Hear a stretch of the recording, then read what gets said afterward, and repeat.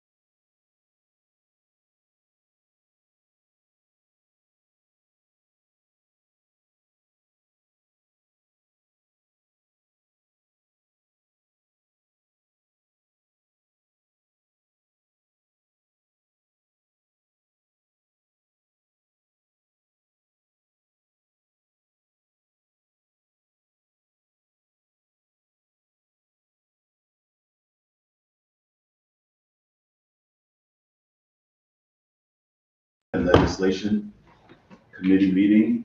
I will read the notice and then ask our colleagues to introduce themselves. Just as a little bit of housekeeping, masks are required here in chambers. When you do come to testify, if you choose to testify, you may remove your masks for clarity in the microphones, but there are masks that are on the table on the side wall to my right, and we appreciate your adherence. City of New Haven meeting agenda, Joint Committee Development Legislation, Board of Alders. Notice, New Haven Joint Committee Development Legislation Committee of the Board of Alders will meet in person on Wednesday, February 15, 2023 at 7:30 p.m. in the Board of Alders chamber located at 165 Church Street, second floor, New Haven, Connecticut, to hear and act on the following items: OR-2022-0035, New Haven zoning ordinance text amendment to add section 12.5 RS-3 special heritage mixed use zoning district to the text of the New Haven zoning ordinance as a new zoning district. LM-2022-0509 to amend the New Haven zoning map number 13, to change the designation of approximately 26.56 more or less acres of land located at 700 Townsend Avenue, 709 Townsend Avenue, 725 Townsend Avenue, 745 Townsend Avenue, including MPP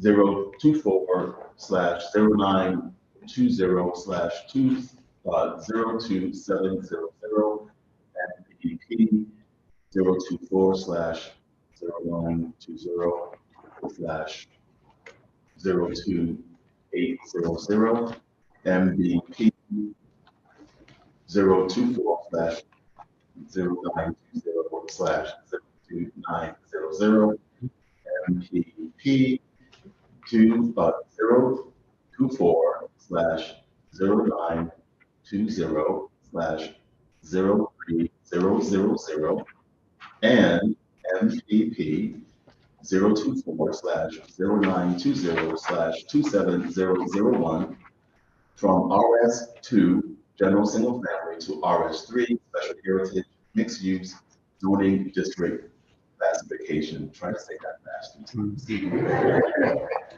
For order, our Honorable Frank E. Douglas Jr., co-chair, and Honorable Ellen Kupo, co-chair of the test. Honorable Michael Smart, City Clerk. These items are on file and available in the office of the City Clerk, room 202 at 200 Orange Street, New Haven, Connecticut 06510. For accessibility-related accommodations, please call 203-946-7651 voice or 203-946-8582 TTY TDD. Public comment or testimony may be also submitted via email to publictestimony@newhavenct.gov before 2 p.m. on the day of the meeting. This meeting may be viewed by the New Haven Board of Alders YouTube page. Okay, I will ask colleagues to introduce themselves. If you would state your name, the ward, and the committee you serve on. Sorry. Sal DeCola, Ward 18, CD, Community. Evelyn Rodriguez, Ward 4, Legislative Committee. Brian Wingate, Ward 20, Beverly Hills, Community Development. Carmen Rodriguez, Ward 6, Community Development. Frank Douglas, Ward 2, Community Development. Richard Furlow, Ward 27, Vice Chair of Legislation. Alex Guzman, Ward 1, Community Development. Adam Marchand, Ward 25, Legislation. Eli Saban, Ward 7, Legislation. Wonderful. And Alder Douglas and I will be serving this evening as co-chairs of this joint committee. And so we will ask for the applicants of the first, or those wishing to testify on the first item, come forward.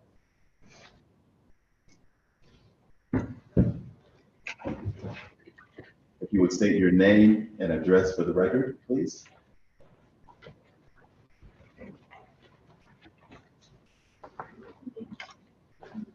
Good evening, Honorable Alders. I am Attorney Marjorie Shansky. I live at 61 East Grand Avenue in the beautiful Quinnipiac River Historic District. And I'm here this evening representing East Shore Partners in both the New Haven zoning ordinance text amendment petition and the New Haven zoning map petition. My question to the chair is if we are joining two or if we are doing a sequence. They both come to this favorable recommendations from the petition. If it please, both of them at the same time. I would agree with that. With the admonition that we're sure to make two votes at the end, we're pleased to do that at one time because it does make a certain sense. The Townsend estate, as currently configured, is 26.5 of the perhaps largest intact parcel in the city of New Haven. And it's been owned by, what's now owned by East Shore Partners, but it was owned by the Townsend family since the 18th century. The house that you're looking at on my imagery was built in 1804 originally, large and Victorian, if you will. Subsequently,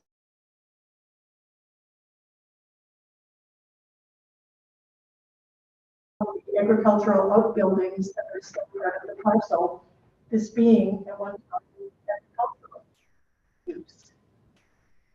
And my clients inquired about how best to reconcile conservation, preservation, enrichment of the agricultural uses, and housing. There wasn't an appropriate mechanism in the regulation. And in a year of planning, we took a year to plan. We had certified planners, we had site designers, we had civil engineers, we had an architect, and we worked hard to identify a mechanism to bring before the city. I used as my inspiration for the draft RS3 Special Heritage Mixed Use Zoning District the provisions of the RS2 zoning district, which is the adjacent land districting. And I thought that was important because it's not that we wanted to do something that was radical in terms of conformity or comprehensive harmoniousness with the neighborhood, but we needed to be able to account for the needs of preservation. And to some extent, the needs of preservation rely on there being an ability to do limited economic development, some limited commercial activity on the site. So it was in that reconciliation that, starting with the RS2 zoning district and adding to it and looking at it most carefully, we proceeded to create the RS3 Special Heritage District. And in conversations with the city, when we met over the year on several occasions, we were asked to also include multifamily zoning within the zoning district, which the RS2 does not have. RS2 is single-family zoning pretty much exclusively. And we recognize that there's a housing crisis, not only in Haven, Connecticut, and in the country. So we were very happy to comply. So there is a multi-family capacity in the regulation. There is also we adopted as the lot area per dwelling unit, the reduced 4,000 square feet that had been adopted by the board through the accessory dwelling unit. And while the goal was not necessarily to augment and intensify density, ability to do the smaller lot area per dwelling unit means that we can preserve the own space. In this context, with historic preservation, that is very important. So that was the genesis of the text change. This actually was a PowerPoint presentation that we showed up at the city plan and we're not able to make the connection here. So I'm happy to show you the PDF, though there is one image, which in city plan turned into a lovely film scanning landscape, which unfortunately I won't be able to share with you unless I pull up my computer, show it intimately. This is a segment of the New Haven zoning map that shows the landmass that is the towns in the state. There is a notch, just like there is at the top of Connecticut. There is a parcel, former Gardner's residence, that is in private ownership, not part of, no longer part of the estate, you know. But I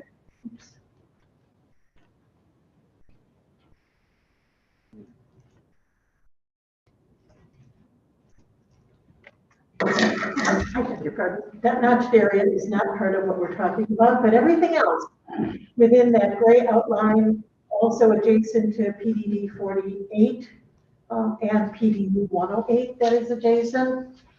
That is the context, and everything else around the parcel is RS2. Now, there were some questions that were asked at city plan about the single designation of 26 acres for a zoning district. And I first of all would point to the PDD 48 and the PDD 108, which are two examples in the city where we have dedicated a single-use zoning rule to individual properties. That's essentially what the PDD tool does. We have something approaching or around 120 of them in the city of New Haven. The fact that this is a zoning district lends predictability to what can transpire in this parcel. If we may have the next image. This is included. This is another segment of the New Haven zoning map. It shows an area of the downtown. It could be anywhere. Okay.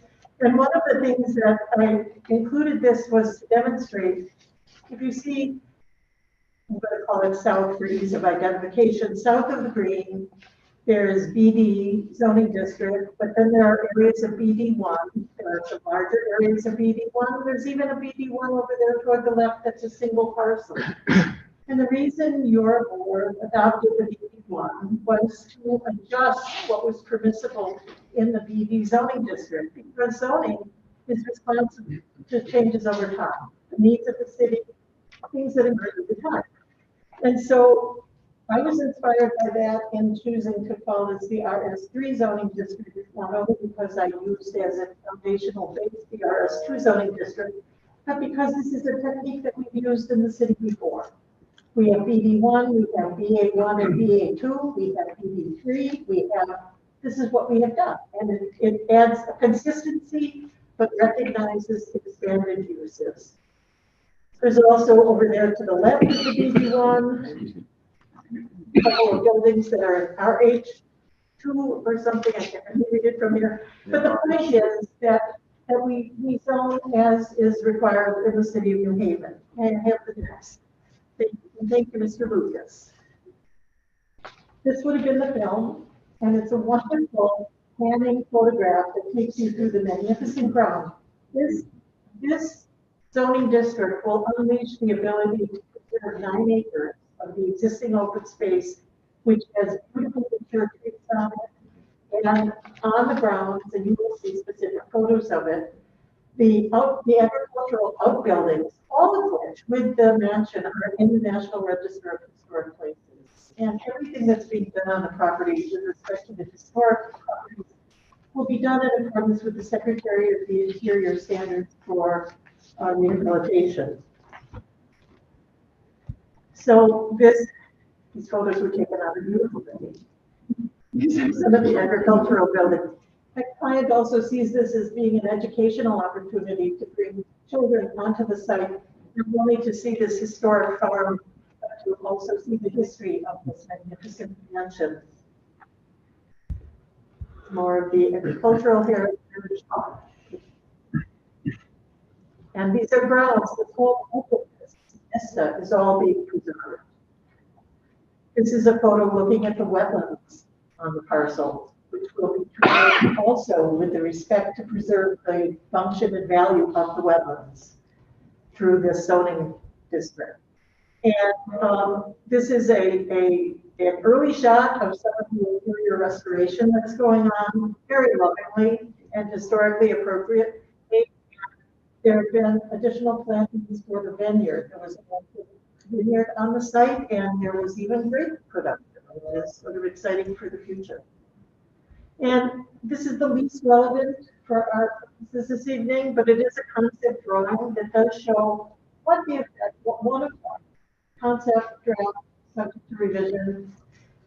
This shows one iteration of what this zoning district would prevent. The housing, but the preservation of this core historic and agricultural area as shown. And it's important to note that every non-residential use that's listed in the RS3 zoning district requires a special exception. So that there's nothing that goes in automatically. And everything would be exposed to special exception for individualized review, negative externalities, traffic reporting, stormwater management, wetlands review, every other applicable section of the zoning ordinance remains applicable to this site. So it's simply a mechanism that unleashes the potential by people who grew up in the region, who love the site, who live in this neighborhood, and who want to protect it for the future. And we have 2 city plan reports. City plan department came to the conclusion that we have consistency with the comprehensive plan, and that this proposal is in the interest of the community as a whole. Those are the 2 standards under Connecticut law that are necessary to demonstrate to be eligible for the legislative body, the Board of Alders consideration for the zone change and the map change. And we have the City Plan Commission favorable recommendation of the petitions, both for the text change and for the map change. So I would also say in connection with this that my clients engaged in significant community outreach. They met with hundreds of people. They invited them to the land. And in many ways, this concept is influenced by the commentary that they heard. That doesn't mean that everybody was in love with it. Some people are concerned about housing, but that's sort of problematic in a moment in time when that's what we want as much as anything else in the city. So with that, I think we have a reasonable reconciliation of the interest of the property owner and the neighborhood. And it does come to you and the City Plan Commission with a lot of support in that neighborhood. And if you have any questions.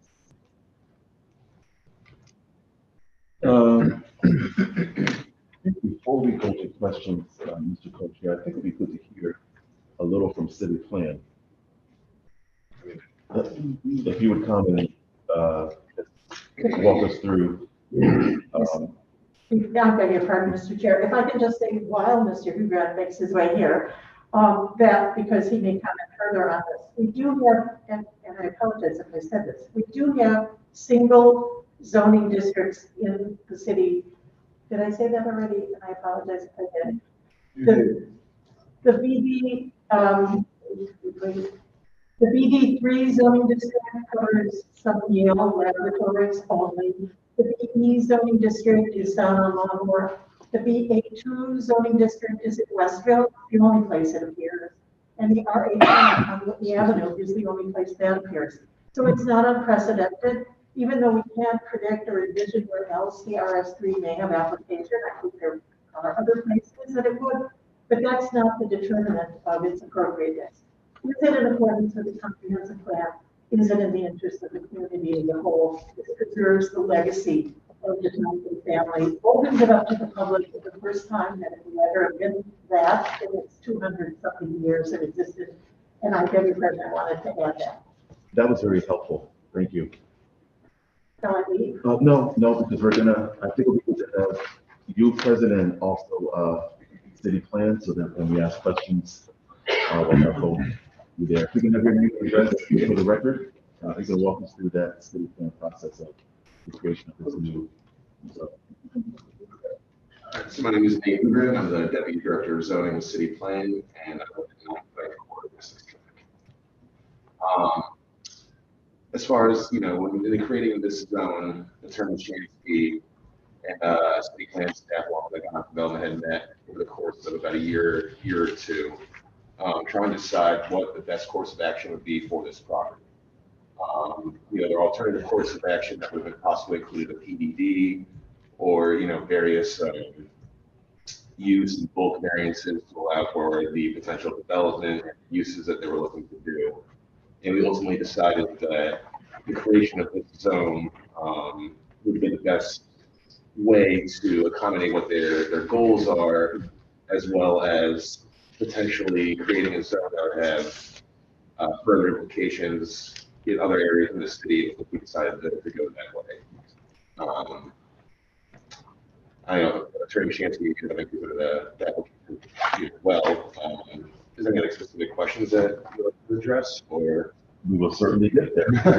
It's fun to bring you up, and so I will open now, Mr. Co-Chair, if there's any questions from the committee. We do have our in-house city plan commissioner resident, Alder Marchand, Commissioner Alder Marchand, and so we do definitely want to hear from him in this part for questions and answers, and also discussion. But before I yield to Alder Marchand, are there any questions from other committee members? Okay, Alder Davis. Thank you, Mr. Chair. You said something about or uses on the property requiring a special exception or going through a special exception process. Could you explain that again? Yes, the non-residential uses are subject to special exception, so they will all have a separate implementation application prior to being able to develop them. Thank you. Thank you, Mr. Chair. Would you, this is a joint committee, and so I want to make sure everyone is following. I think it's very important that we know what we're doing tonight. So we're going to kind of slow walk it, which is something that we wouldn't normally do, but I want to make sure that everyone understands, because it is we are creating a new zone. Mm-hmm. And this is the committee that this is done in. We want to be able to make sure that everyone knows what we're doing tonight. So would you explain the process and what exactly is special exception? Now, this is helpful for me too, because I always mix up special exception with variance. No, understandable.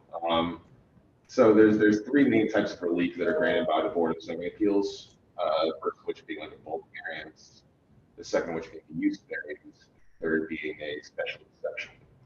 Out of those three types of relief, special exceptions are generally related to use and parking.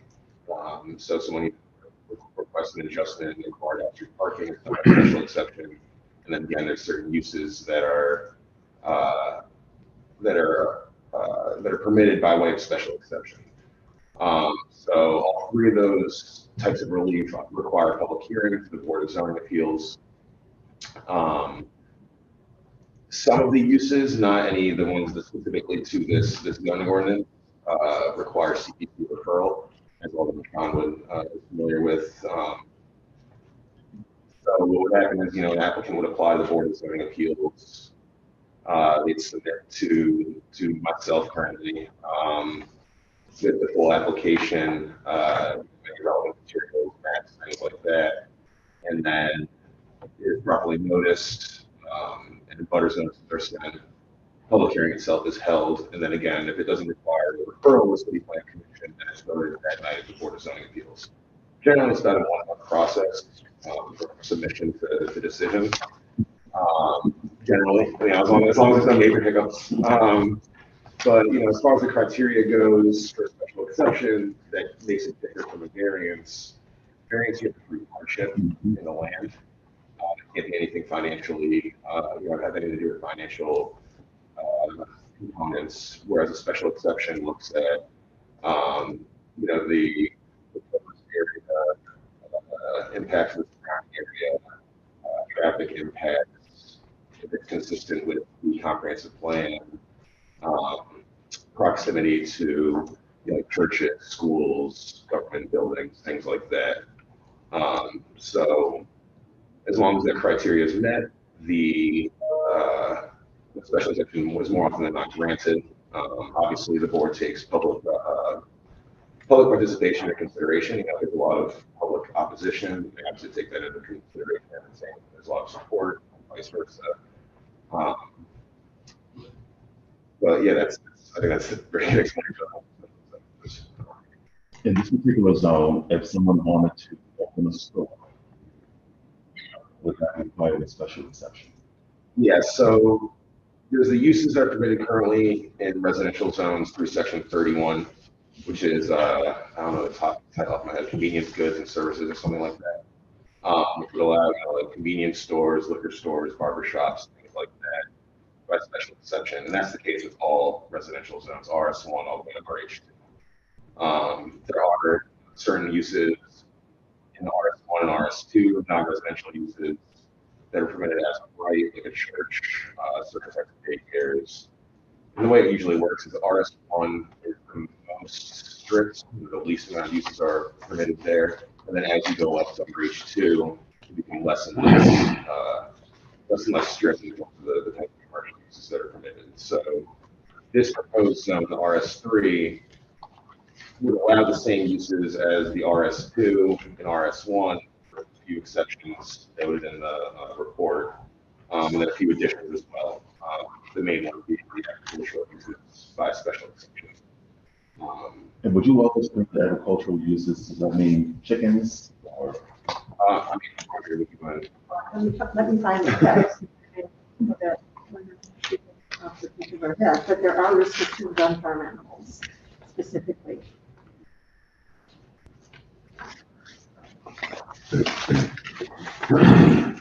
It's here, and if I may read. Agriculture, including tilling of the soil and orchards, but excluding the keeping of livestock and commercial greenhouses and nurseries, except for the keeping of hens per section 34 of this ordinance. No substance producing odor or dust shall be stored within 200 feet of the lot line unless completely enclosed. Accessory uses shall include but not be limited to events of limited duration that are open to the general public, including harvest festivals and similar activities. And it refers us to section 12.5B2C for agriculture and non-agricultural accessory uses, which are permitted by special exception. If I can just, Mr. Houston did a great job of defining the special permit, special exception process. I wanted to say two things to add to it. That the legal definition of special exception is a permitted use that is subject to individualized review. So the importance is that it's a permitted use, but we don't let it go in without reviewing it. And in connection with that, under the New Haven zoning ordinance, people owning property within 200 feet of any point on the land involved in the decision receive notice of that public. Those are two very important provisions. And if I may just go one step further, Mr. Chair, to assist you, I define a variance as permission to violate the law. And I make it easier for you. Brief violation. Variance? Yes. Good. I just want, and I know we have that text, but I think that it's important to have some of this discussion and have it on our public record. So I will ask, are there any questions from committee members? Alder Marchand. Thank you, Mr. Chair. I have just a couple things to say to assist colleagues in considering this text amendment. The first I will say in the, Patricia Shinsky, our assistant, our deputy may want to chime in. The first thing is, if you just take the City Plan Commission report that was given to us as part of our packets, and this is the signed version, it's got 7 pages. The last page has Laura Brown's signature on it. That hearing happened earlier this week, just a few moments ago. oh, that's the map amendment. Sorry, the map amendment. Sorry. Because both reports give a summary of the information, but this one is the pagination is better. So it's the map amendment advisory report from City Plan. It's 7 pages long. So probably look at the second page. You'll see a chart. Isn't it good to have charts? It's actually a little bit easier to get sometimes when you look at a chart than if you look at a bunch of text. We'll go through the text in a minute. But the chart actually shows listing some differences in bulk requirements between RS2 and RS3. Right, so the proposed text of this new zone essentially allows for an incremental uptick in density. What do I mean by that? Well, you can see that there's uses. RS2 says single family detached dwellings. Only one principal structure on a lot. RS3 says single family and two family dwellings on individual lots or within a common interest ownership or planned community to provide internal public or private roadways, right? So that's one key difference. The next one, minimum lot area per dwelling unit. The RS2, the existing RS2 zone says only single family structures are permitted. RS3 says 4,000 square feet except 3,000 square feet in the case of an efficiency unit and 2,250 square feet in the case of an elderly housing unit. So that gives you like how much of the lot the building can take up. Maximum building coverage is related. Total coverage of principal and accessory buildings not to exceed 30% of lot area. That means that you're going to have a pretty big yard in proportion to the overall size of the lot. In the RS3, it says 50%, right? You can have a building that covers a little bit more of the lot than you would under the RS3 zone, which makes sense if you want to have a house that has 2 units in it, for example. You need the space. Maximum building height, I won't read all those words because it's a lot of words, but you can see that the maximum building height is either 3 stories or an average height of 35 feet. For the existing RS2 zone, it's either 3 stories or an average height of 40 feet. It's only 5 feet, but it shows you that there's a little bit more building there. And then minimum yards, this one's important. For the RS2, the front yard has to be 25 feet from the public right of way. The rear yard is 25 feet between the house and the property line. The side yard, 8 feet. One at least 8 feet, one at least 12 feet, 8 foot for corner lots. Whereas you can see that those minimum yard sizes are smaller, right? So these are all kind of zoning ways of saying a larger percentage of the lot can be developed and that they can have 2 units instead of 1, right? It's not allowing massive apartment buildings with 40 units. It's not allowing all sorts of things, but it is allowing for, I called it an incremental uptick in density, which has implications because that means that you could have more potentially, because you could have lots of people living in a single family house. That does happen too. But potentially you could have more people living in the area. Potentially you could have more cars in the area. That has an impact on traffic, right? Some folks would say it changes the character of the neighborhood. Other folks say, no, it's fine, right? So these are some of the things that it's important for us to consider. Do we think that we should create a zone that takes the RS2 and bumps it up a notch in terms of density of development? Did you want to add anything to that or comment?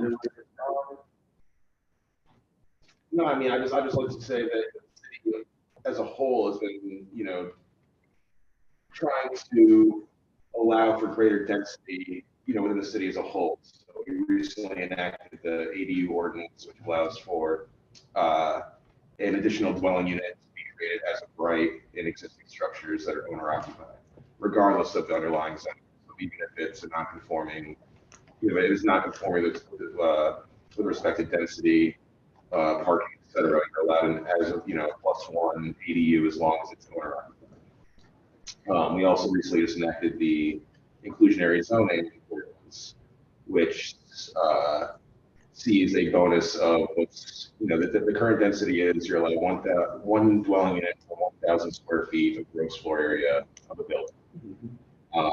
Whereas the IC allows you to develop it at 1 dwelling unit per 600 square feet. So the city is already kind of leaning in the direction of increasing density as a whole as it is. So we saw the creation of RS3 as a way to kind of create a transitional zone between the existing RS2 and the existing RM1, but still limiting development to, I guess, what I would call an acceptable density within single family zoning districts. So like Alderman Marchand said, we don't want to overdevelop the properties, but we want to allow for more than a single dwelling unit structure. Thank you. There are two other values that are represented in the regulation. One is the notion of clustering, which has environmental benefits associated with it, reducing imperviousness, and also that they can be closer together. Provides the opportunity for the preservation of the open space. So what you lack in your own side yard to play badminton, there's a whole neighborhood in front of you that you can go out and enjoy the birds. Thank you for that. I think those are good points, and so part of our judgment will be, do we agree with those potential changes in the area? And these changes could be available for other parts of the city where there's a fitting context for it. And of course, having a property that would allow that kind of pattern of development would make a future development more economically viable for someone who's interested in preserving the historic structure without chopping it into 1,000 units. Because that's what happens in a lot of our city. I know there's beautiful historic homes in my neighborhood that have been chopped up into a multi-family so many units in it, because how else are you going to have the money to build property like that? That's the logic that you often hear. So how do you imagine an alternate path for preserving a beautiful historic structure without chopping it up in order to get enough money to pay for it, or its upkeep, its renovation, and so on? So having other places of the property where you can build something, housing units and people need income that can support the broader project. That's part of what's on the table. The other thing that I just wanted to say, walk us through very quickly, the zoning code can be confusing at times. Because if you're looking at certain passages of it, you're trying to understand what uses are allowed. And I'll say, in this residential unit area, this is what is allowed, plus whatever is allowed in some other zone, right? So they're like, oh gosh, I have to flip through that other zone to see what's allowed because that, and then that one might refer to some other zone where something is allowed. So it's not necessarily in one section that you're going to see all the potential uses in your particular zone. You have to cross-reference other parts of it. And so this document does a little bit of that, right? Because it lays out all the uses as of right in RS2, the existing, and then all of the uses that are allowed by special permit in the existing zone. Well, we're not voting on that because that zone already exists. But it's a reference point because the next section says permitted residential units, residential uses in the RS3 will include the following, right? Or in this case, it's permitted non-residential uses in the RS3 zone include the above uses with the following inclusions. So it adds. So it's important. This, in terms of uses, this RS3 basically is patterned after the RS2, but it adds a few things and it takes a few things away. So let's zero in on what it adds versus what it takes away, right? It adds home occupations customarily and traditionally conducted in the dwelling unit as an incidental use, provided no such home occupation shall involve. And then there's some examples of things that you wouldn't do. Parks and other facilities for passive recreation and playgrounds. Agriculture, which Attorney Shankley already mentioned, with certain limits about what animals could eat, right? Hens, for example, and then it references section 34 of this ordinance, which lays out like the rules for how hens should be kept in zoning compliant ways in our city. And it doesn't restate them here, it just refers to that section. And then where permitted by special exception, temporary uses and structures, so that's an addition from the RS2 baseline, group daycare home, event facility, and historic residential and accessory structure, hosting meetings, etc. So those are the key additions. Non-agricultural accessory uses, so uses that aren't strictly seen as agriculture, but accessory agricultural use. Gift shops, tasting rooms, seasonal outdoor, picnic area. And then it says permitted non-residential uses in the RS3 zone include the above uses with the following exclusions. So this is what they state. General and special inpatient hospitals are no longer allowed as of a right, would no longer be allowed as of right in the RS3 zone, whereas they are in the RS2. And there's more detail about particular kinds of inpatient hospitals we're talking about. And then there are a couple things that are allowed by special exception under RS2 that would not be allowed by special exception under RS3. Recreational facilities and athletic clubs. Perhaps this, the staff might want to say more about why things were included and other things were excluded. Railroad and other rights of way. In establishments providing convenience, goods, and services as described and regulated by section 31 of this part. So you can see that in terms of the use here, in terms of the bulk and size standards, it's taking RS2 and tweaking it. And in terms of the use table, it's saying, we'll take everything except for add these 4 things and we'll take away those 5 things, right? So this is like the meat of what this new zone would be. And it's all right here in writing, so take a look. I don't know if you have any comment or corrections you'd like to make. I would just want to. Do you have anything wanted to add before we ask any questions on this? No, I mean, like I said before, so we're kind of trying to establish this zone to be a transition between RS2 and RM1. So some of the inclusions are things that you might see in the RM1 district, but not in the RS2, and vice versa, and same thing with the exclusions. So it's a give and take, like Alder Marchand mentioned, between, we wanted to add some of the things that are permitted in RM1 that aren't allowed in RS2, and take away some of the things that are permitted in RS2 and that are allowed in RM1. So it's a mix of, we want, what's allowed in RS2 and RM1, and just kind of, and we haven't met the middle ground. This allows 2-family houses, but this includes duplex. Yes, it makes the height. Absolutely. And I don't know how many units would be a townhouse, but as long as it's no more than 2. Right. So the way it would work is like, an 8,000 square foot parcel. In the RS2, you'd be able to chop that up and make 2 single family homes. So you'd have the same, but in the RS3 zone, you'd be able to have, like you used to describe the townhouse based on that same parcel.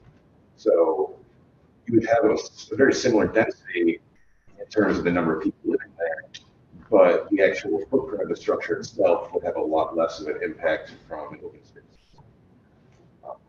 I guess that's the example I could give to Alder Marchand. I do have a clarifying question for the applicant, Mr. Co-Chair. I'm going to make a statement. I want to see if you agree with me.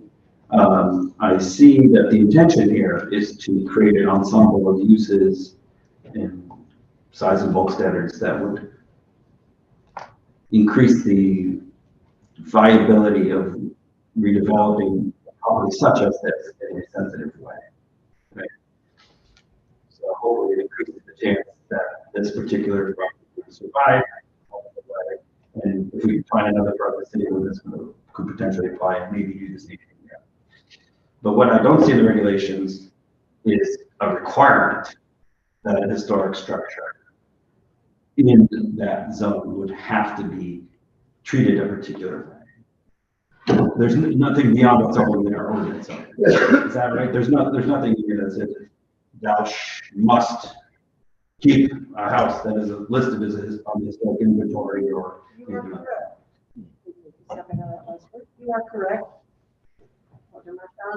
It is not required in the regulation, but the whole premise of the regulation and its acquisition by a New native is that. And it provides the opportunity for that. If I might add as well, the ordinance currently, with respect to historic preservation, we have the section for the Historic District Commission. Mm-hmm. So any alterations to the exterior of a structure that's either in a local historic district or is on a historic register will be required to go through the Historic District Commission. And the case would be the same in this zone. So it would still follow the same guidelines that the HDC or Historic District Commission sets forth. I'm glad you brought that up because one of the letters that was in the city plan packet, I just haven't seen it in this packet, but we'll get it to everybody, was from the Trust for Historic Preservation, perhaps, or one of the preservation organizations. I forget which. Yes, I have a copy of it here. Yeah, and it said something about we're concerned that the attention is being given to the state and not to the the agricultural outbuildings. Is your answer that you just gave about, well, there's already an ordinance that requires review by the certain historic district commission. Would that apply to those agricultural buildings that are not reviewable nationally? Yeah, it would apply to any structure currently existing on the property. Again, if it were to be altered in any way, it would require HDC approval. The photographs that I showed of the outbuildings were included in my representation about the Secretary of the Interior standards and implementation. Right, so if you're going to rehabilitate it, the historic structure, you have to follow certain protocol and rules. But what's the requirement? You know, what would slow down a developer from like tearing them down, for example? Because if you're not going to restore them, then you're not going to follow the Department of Interior guidelines for how to do that. But there's the Historic District Commission that has some say in that. Correct. And all these folks have to abide by that process. In addition to what you just made, the point you just made about demolition, there's also a 90-day delay demolition process they would have to go through for the demolition. But any demolition or alteration to either historic structure or a structure within a local historic district requires approval from the HDC, and that would remain the same. So these proposed regulation doesn't add to or take away from what's already in our regulation to protect these structures and to make sure there's ample consideration for their preservation. But it's hopeful that it creates conditions where it's more viable to adaptively reuse them in a sensitive way. All applicable provisions of the New Haven zoning ordinance remain in effect. I'd like to make a suggestion. Which didn't sound right to me at the time, but now I'm seeing where it is in the regulation. To your question about a store, the Section 31 convenience uses are excluded from the RS zoning district. Again, because the intention is for historic preservation and mixed use is yes, but of a very specific nature. And the other comment, if I may, relates to something Commissioner Marchand said at City Plan on February 1st, asking about the event space and why there weren't actual days and limits and hours. And I will tell you that in my original draft, I had all of that. And I was asked to take it out by the city plan department because those uses will be subject to the special exception process and because those are organic conditions of approval during the special exception process that will be taken care of down the line. I can vouch for that as a member of the commission that hours of operation is often something that we talk about. And also we scope and scale of events that are permitted. I would say just say one more thing, Mr. Co-Chair, and then I'll stop, which is another way to think about the special exception process or the special permit process, because special permits go to the city planning commission, is that context matters. And so having a public hearing before one of those two bodies, the BoA or the City Planning Commission, allows for the public to bring information to people in charge of making a decision about does this particular application make sense with the context that it would get. And that's why we want to hear from the public, and that's why there's some amount of discretion. It's not unlimited discretion. You have to follow certain criteria and apply certain factors. Can't be just because you don't like that person, for example. But it's very important that those protections are in place for certain uses that we as lawmakers might anticipate being problematic in some places, but not in others. We don't necessarily want to say, well, we can't have this anywhere. This use cannot be allowed anytime, anywhere in this particular zone. Sometimes we're going to say that. They're just X. You can't do it. But sometimes we're going to say, well, it depends. And so that's when we have a special permit or a special exception so that one of these bodies could have a public hearing and consider that information. Thank you, Mr. Coach.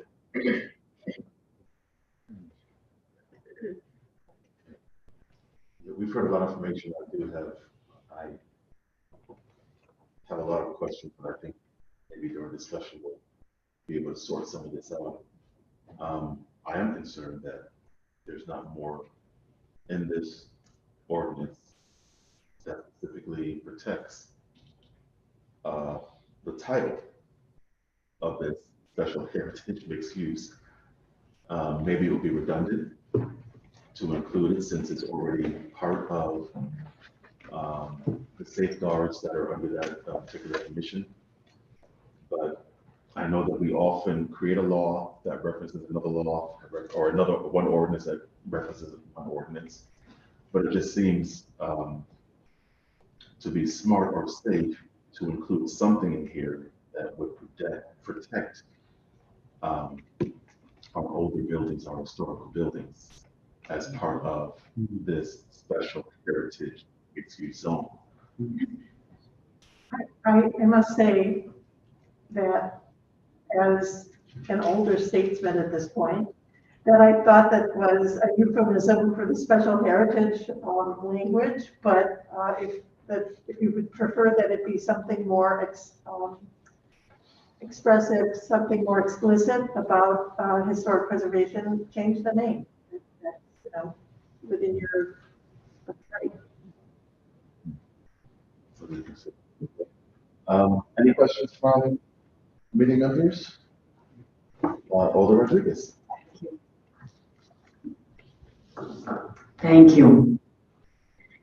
The first question that I have is, can you just identify the actual area that is going to be considered as RS3 by streets if possible? Yes, could you put that up, please? Thank you, I'm happy to do that.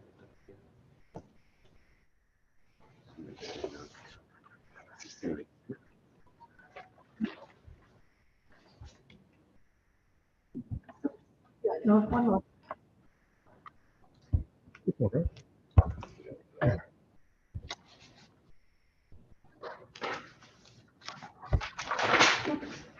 Oh my goodness.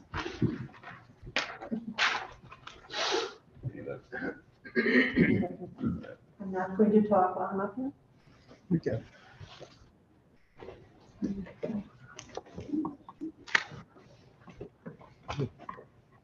What are the names of the streets?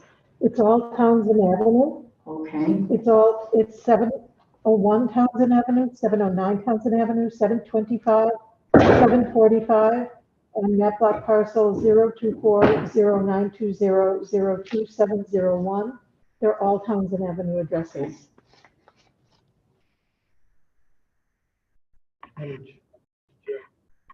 Just to help the people, see the blue lines?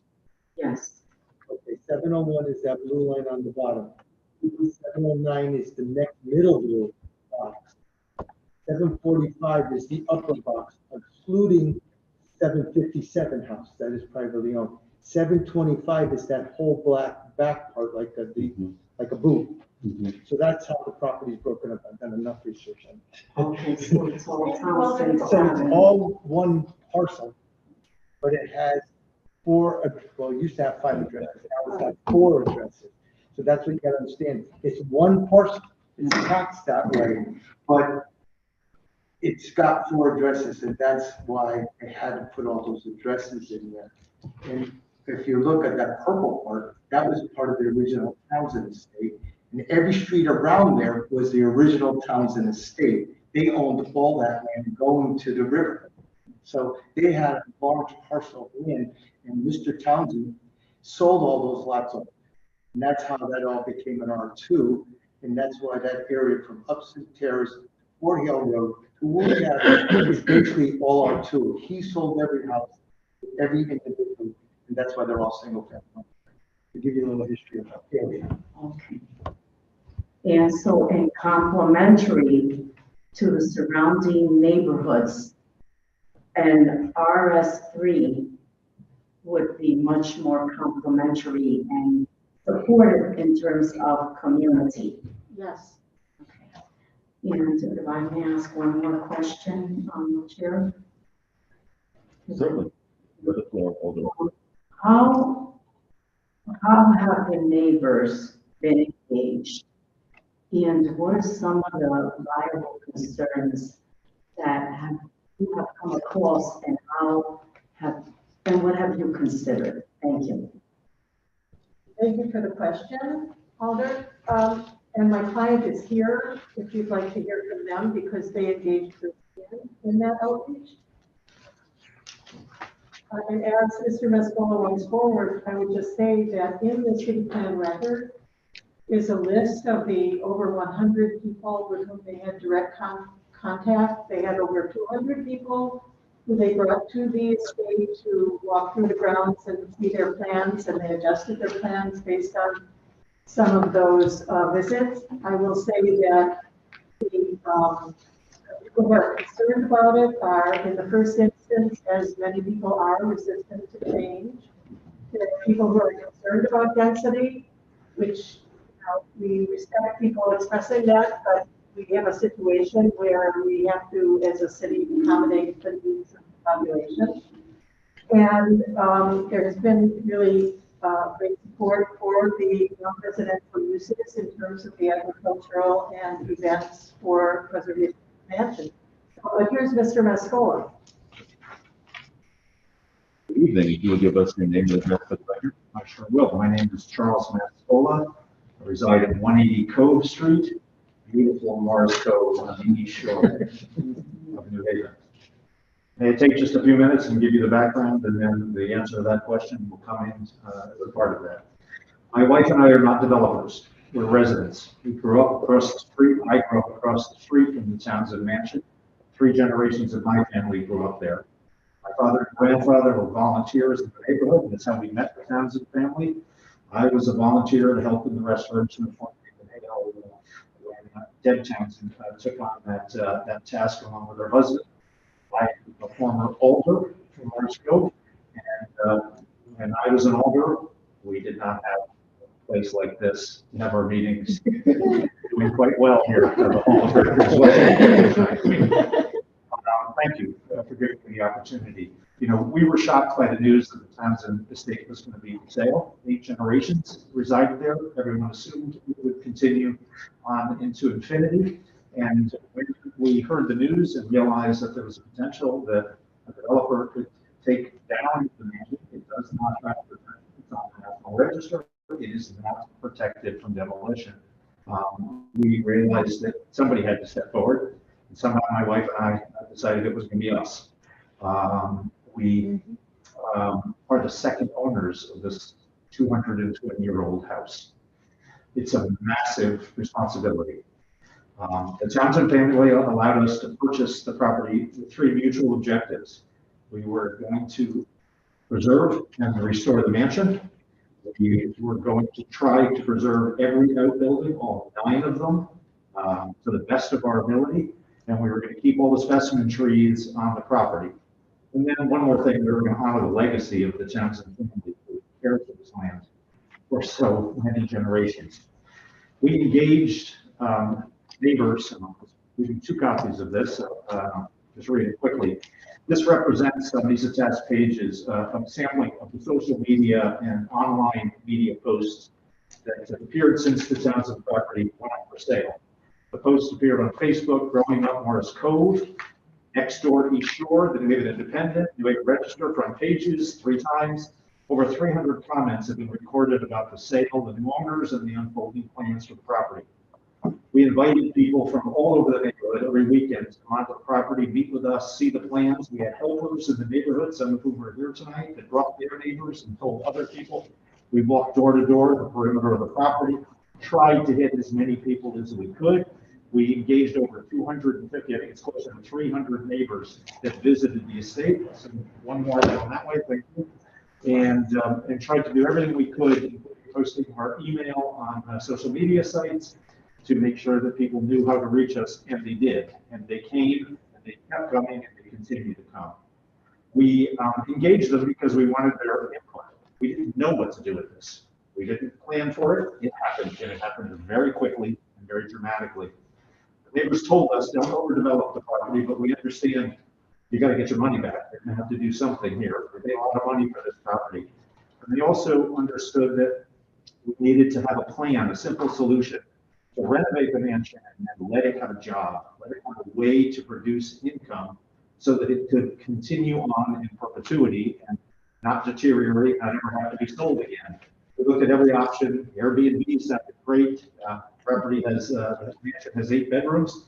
Many of them have shared baths, so the expense of having to break that up, plus sprinkler the whole house and put in fire escapes on that beautiful structure, told us that wasn't the solution.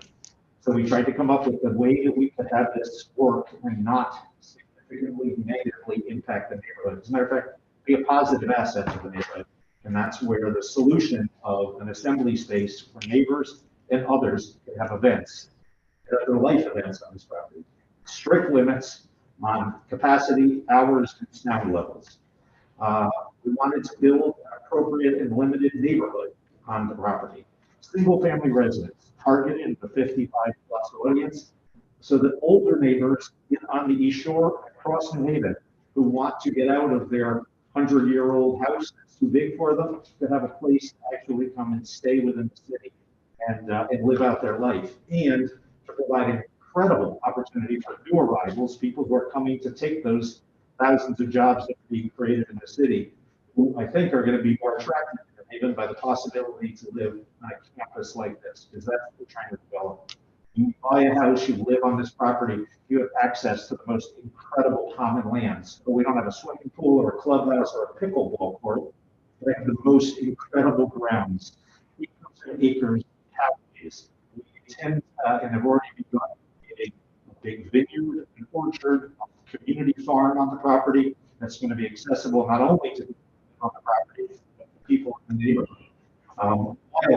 Wildflower wall, and we have pledged to protect all of the wetlands for 3 acres. We intend to not only protect them, but to enhance them, remove the invasive species, working with the Wetlands Commission to come up with even better wetlands that are on the property now. All the rainwater will be captured on the property. We're using all pervious surfaces for any parking on the property.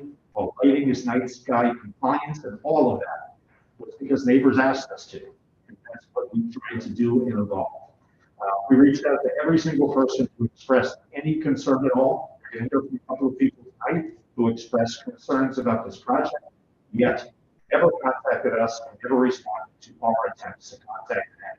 So it makes me a little bit frustrated, but I understand that's kind of the way this works. Let's see. We're proud and of our neighborhood. We poured our life into this, and I thought I knew everyone. I had been this neighborhood my whole life. I thought I did. I met so many great new people, some of whom are here tonight. We're never leaving this neighborhood. We're trying to save and improve what is the most important parcel in our midst. Sorry, it makes me emotional. Thank you for your consideration for this.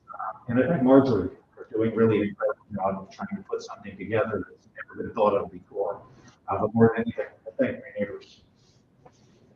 Thank you for this detailed summary of how you involved the neighborhood. Thank you. And we are kind of leading into item number 2. So thank you for your testimony. I think it's good to hear some of what is going to be in this zone, in the R3 zone. Our second item. I do want to ask if there are any more questions from this committee on item number 1. Alder Guzman. Mr. Co-Chair, feel free to interrupt if it's not your main order.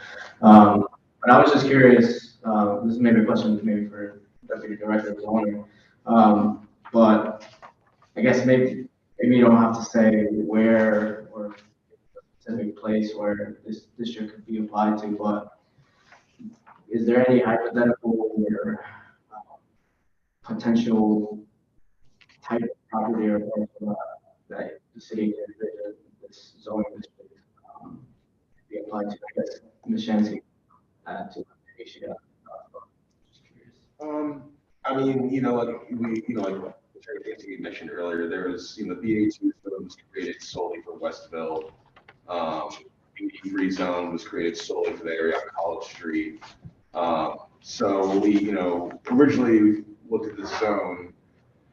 We didn't have any specific areas in mind necessarily as to where in the city they could be applicable. We just saw that, this is an opportunity to create a zone that would not only, allow for the people, the towns in the state to accomplish what they're looking to accomplish, but it creates an opportunity for the city to potentially, expand ours through the larger areas within the city. Again, we didn't have any specific areas in mind, but one of the things that comes on with Yale Farm, like that area over there by Savion and things like that, it's a possibility. Again, we didn't have anything specific in mind when we did this, but we thought that creating this zone, as opposed to, a PDD, which is specific to this site and cannot be implemented anywhere else in the city. By creating this R3 zone, it allows the potential to be applied elsewhere, but we didn't have anything. No, I wasn't definitely asking for any specific, but no, that definitely helps clarify. Yeah. Thank you. Sure. Thank you, Alder. Any other questions before we go into item 2? And then once we hear item 2, I'll open it up for the public to comment on either 1 or 2. So this next item that we're hearing is actually going to be the position that would allow development of this area under the proposed regulation of the RS zone. We'll give it back to the attorney to go over this petition. This is a petition to amend the New Haven zoning map of this 26.5 acres of Townsend Avenue, as we've heard, addresses from the RS2 to the RS3 zone. Okay, thank you, Mr. Chair. I would frankly incorporate by reference everything that we've said thus far this evening, because we sort of talked about conflating the two and dealing with them all at once. But I'm sorry, Mr. Lucas, can you get back to the zoning map? Because that's all we're doing. We're here we're not doing development. This is a text amendment that unleashes the potential of this parcel for the historic preservation, housing, and open space preservation. And the map amendment that would permit subsequent applications to be implemented for that development. So there are standards in the zoning ordinance for map amendments, and they're cited to in the city plan report. They're under section 64D2. And you'll see there the city plan findings that the map amendment is consistent with patterns of land use in the area and will have a positive impact on the surrounding area by supporting historic preservation, community cohesion, and remaining compatible RS2 development. It bears repeating that formerly privately held land, which is privately held, but now has a public element associated with it, which opens it up to people being able to come onto the grounds and enjoy the paths, the wildflower garden, the community garden, the vineyard, and everything. So these are elements of this proposal that are deemed to be consistent with section 64D2. And the commission and the city plan department and the commission also agreed that a zoning map amendment is the most appropriate method to achieve, the objectives of the parcel. And it is 26.5 acres, which is a substantial area of land. If you think about that, the PPD is eligible for single designation of a land use development on 2 acres. This is 26.5 acres, which have an opportunity to result in a cohesive, beneficial development for the city. And so I'm sorry that I don't really have a lot more to say, because I think it was incorporated into our first discussion, and the images show the land that is to be subject to this change. But certainly the text amendment and the map amendment go hand in hand. I just want to give you the opportunity, just in case you had something specific that you say in regards to our second voting item. So this is a map amendment which should allow for this area to be developed according to standards and regulations of an RS3. Okay. I think now we'll go to the public hearing. That's about right, Mr. Kosher? Okay. I will invite you to have your seat and stick around just in case. Thank you for your time and for your questions. Thank you for your presentation. Very helpful. I don't have a list.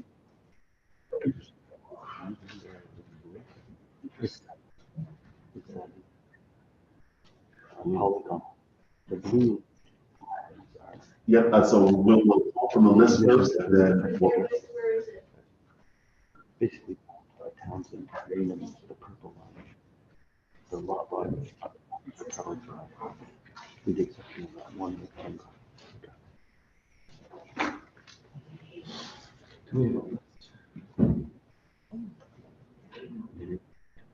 Is there another list there so that people can sign up while we're calling the names of the people on the first list?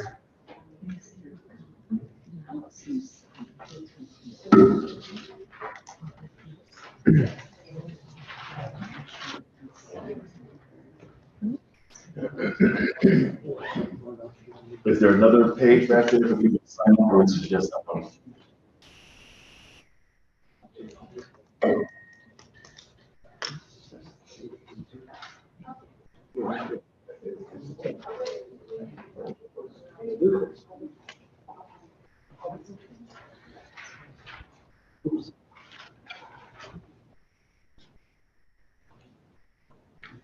Great, thank you.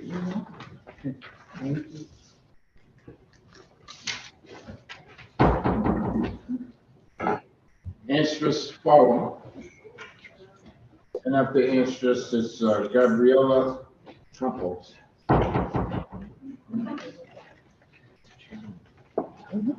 believe we're gonna give you approximately 3 minutes to. Okay, yeah. Can somebody help with the time?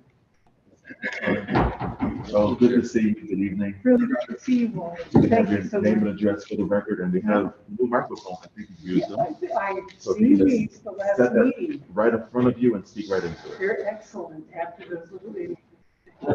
Never worked. Don't touch the button. I might come testify more now. Oh, that would be a good thing. We welcome you here this evening. Yeah. Can you have your name and address for the record? I'm Anstress Cornwall, with the New Haven Urban Design League at 59 Elm Street. This is I fully support the text amendment. I think it's a very solid way of approaching how to work on this site, and also to think about how we could approach text and map amendments in the future. So, for instance, even to go with a slightly different direction. What if there's an industrial area so that we want to have, for instance, special design for it could, it's a seed of very good thinking. So I support it for itself and what we're talking about this site, but it's a very good technique to think about even for other kinds of places other than residential areas. It's really important to have this coherent way to organize the preservation of an unusual site in Haven. I first got to see the site way back in the late 70s when I taught at Yale, and the Townsends were very open to having the classes. So I was able to see it then. It was important to do because it has local significance as a building that inspired the work of A.J. Davis, books on domestic architecture in the United States. It isn't necessarily his building, but he was in New Haven. Very all visit Hill House family. He helped design Hill House Avenue. He established the concept, a whole new concept of urban scenery. And these ideas were first developed here in New Haven. So it's a very important site, and I think will help by this new use of it We're connected to other sorts of historic properties like on the River Valley, where there's similar sorts of uses, and I think we could end up with tourists and travel that would go between these two areas. It's also a use of intent that although it's very clear what you can do, there's still some flexibility in it, and I think that's very essential in zoning, because as they get deeper into the project, there could be things that you might want to change a little bit, and a PDD doesn't really allow you to do that. And you discover things that could make things a little different. So I think that have very, very clear goals of preservation, and very often we're not able to preserve open space and the aesthetics of the open space. So that this incorporates that is also very unusual and very important for this site. It's on the bus up there this week or last week, and 3 o'clock in the afternoon, tons of kids going in every direction. And so I think that's important too, to think about how this site will be used in the future, and its ability to accommodate greater density is already very frequently used bus there. So thank you. Thank you so much. Any questions?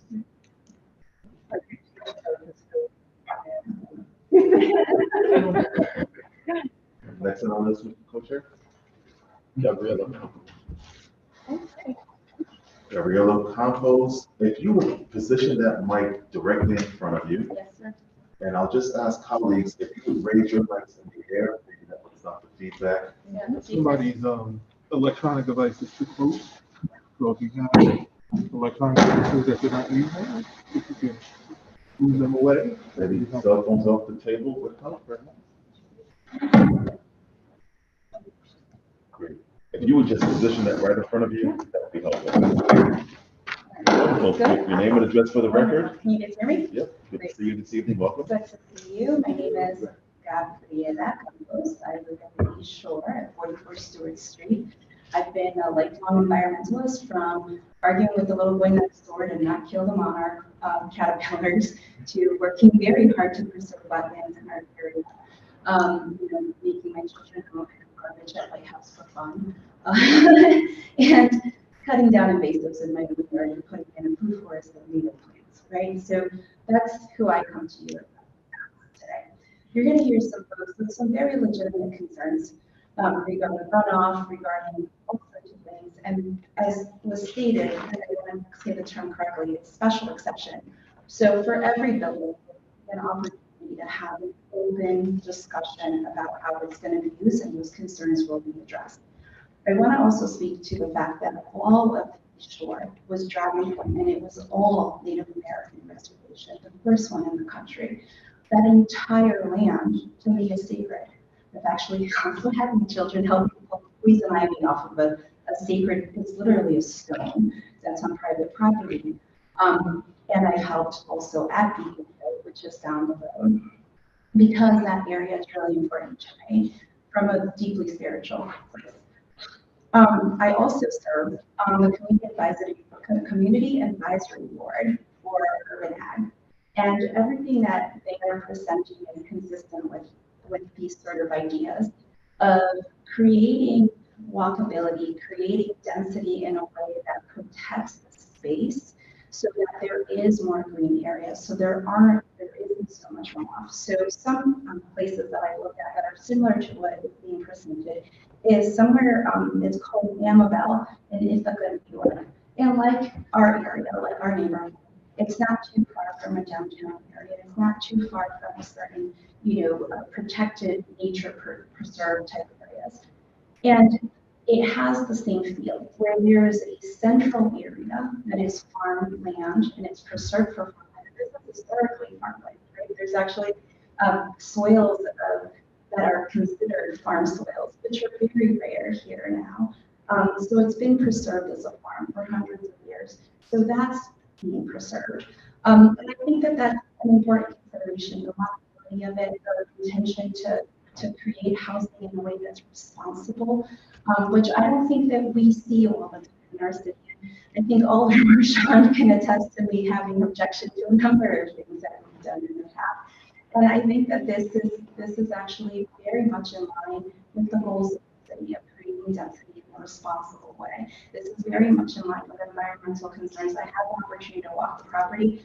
I saw where the wetlands were already marked off and protected. I really appreciate that they can add additional buffer of wildflowers, which also helps the ecology in our area. We're part of a major migratory pathway. I also want to state that it's also consistent with preserving green spaces, preserving wetlands, with preserving and opening it up to public use, which in that neighborhood, we don't have anything that really brings the community together. So the opportunity to use some of those buildings as potential community meeting spaces is really important to the benefit of our neighborhood. We currently don't have anything like that. Besides, I think the Frank Woodward being one of the few places where people can kind of gather.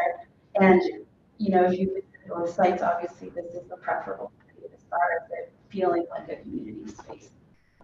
And I think I've extended my time. Appreciate your testimony. Are there any questions? Seeing none, thank you. Thank you. Our next person, Mr. Co-Chair. Marjorie Wheeler. And then after Marjorie will take testimony from Bob Trotter. Good evening and welcome.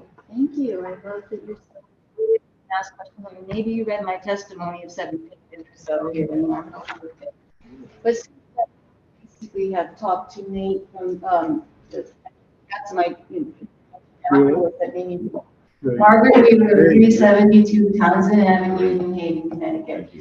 I am also an environmentalist, taught college in biology, and have actually made an educational field guide for Nathan Hill for Hill Park for the school. So, Gabby, I am completely, the whole environment.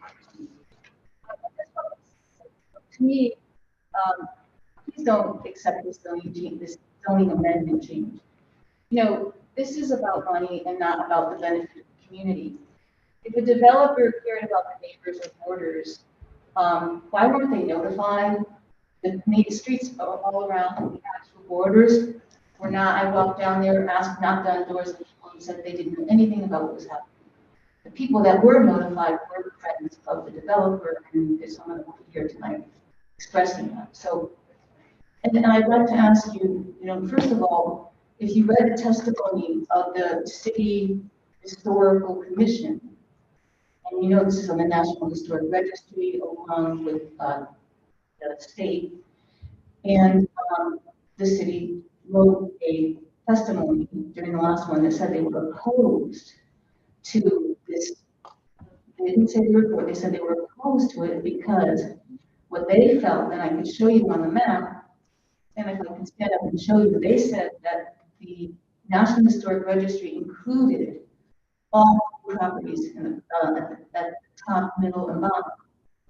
Now, they felt that that was what needed to be preserved. It was this whole area, Indian burial ground, the very first reservation for the Indians. We need to do something to protect that as a Native American background to see development on such sacred ground. It breaks my heart. We don't have that kind of area in this protected area, but that's more revolutionary. And if you look at the back end of the property, so basically in my testimony, I said, those three, what they want to do is take, this is the main property here with the house. They want to take this land and separate it into houses. Whereas in the National Registry, this is all part of the historic district, including the parts of the land, not just the building. This area back here, they proposed to put 34 houses already. So this would be another 20-something houses, all packed in over here and packed in over here.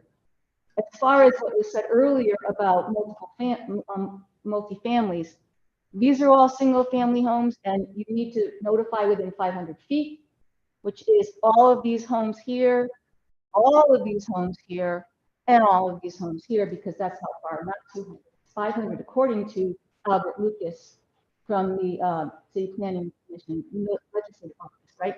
That's what he told me. So I love what Mr. Mascola wants to do, an event, community garden, walkability. Well, I'm sure if he has weddings and events there, it'll, give him some money to help support the house. That's for 2.6 million, 26 acres, that's a deal, right? And then you're gonna have another 34 houses back here.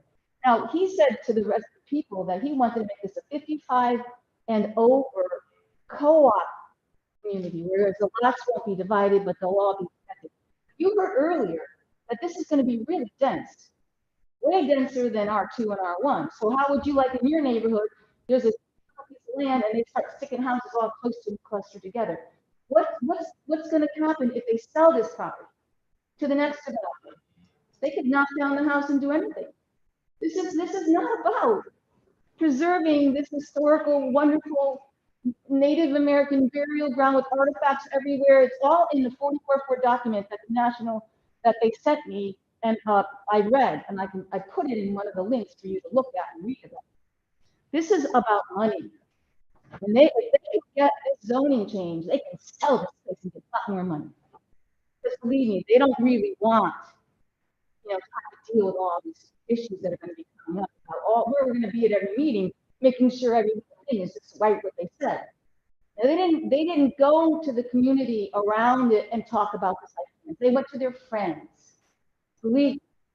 And I know that because I knocked on the doors and they were shocked. These people here, these people here, these people here. Oops, sorry. So what I'm asking you to do is they hired a lawyer, right? An attorney. Give us your closing statement. Okay, so they hired an attorney to write a zoning change law that benefits them. Yes, and they've worked with the city planner, but it's a conflict of interest. It doesn't benefit any other part of New Haven. If we really want to preserve that area, maybe we should need a zoning change that says these historical homes, we can raise money to help preserve them, how to create this as a beautiful area. But don't be greedy. Thank you. Thank you. Are there any questions? Testimony. Next, Mr. Co-Chair. Harvey Townsend, I think it is. Henry Townsend. Was there a name before that? Bob Trotter. Bob Trotter. Bob Trotter, followed by Mr. Townsend.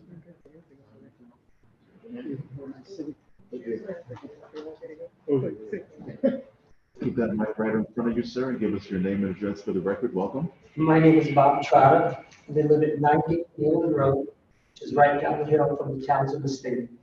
I've lived in Morrisville for 63 years. When I heard the mansion was for sale, my first thought was someone or some developer from out of state was going to come in and knock down the mansion, build apartments or something worse that would not fit in the area. This mansion is the last one in our area that we have the opportunity to save, because there were 4 other estates in the area that have disappeared either from neglect or mysterious circumstances. I've known the Mascola family for decades because Chuck and his family lived right around the corner from me, and Chuck's dad used to cut my hair.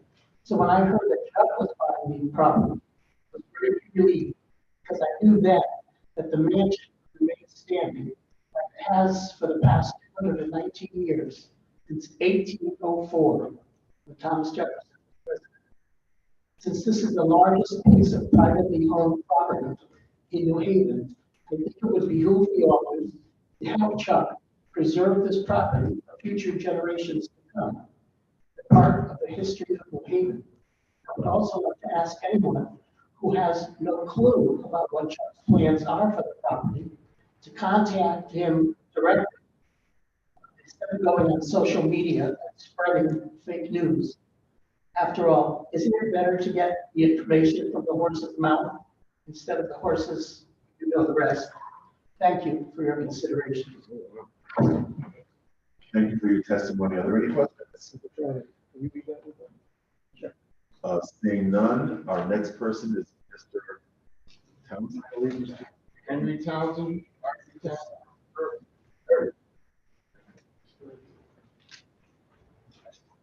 Welcome.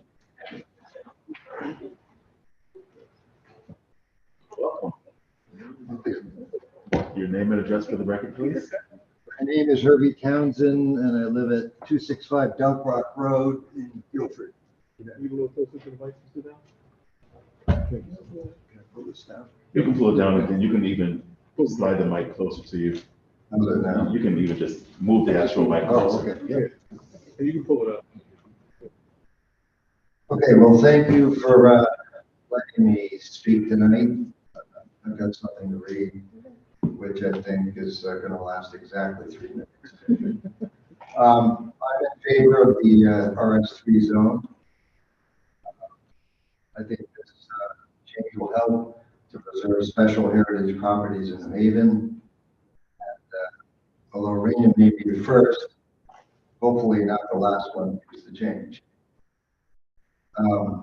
So my parents moved a large family into 79 Avenue in 1952 when I was 4.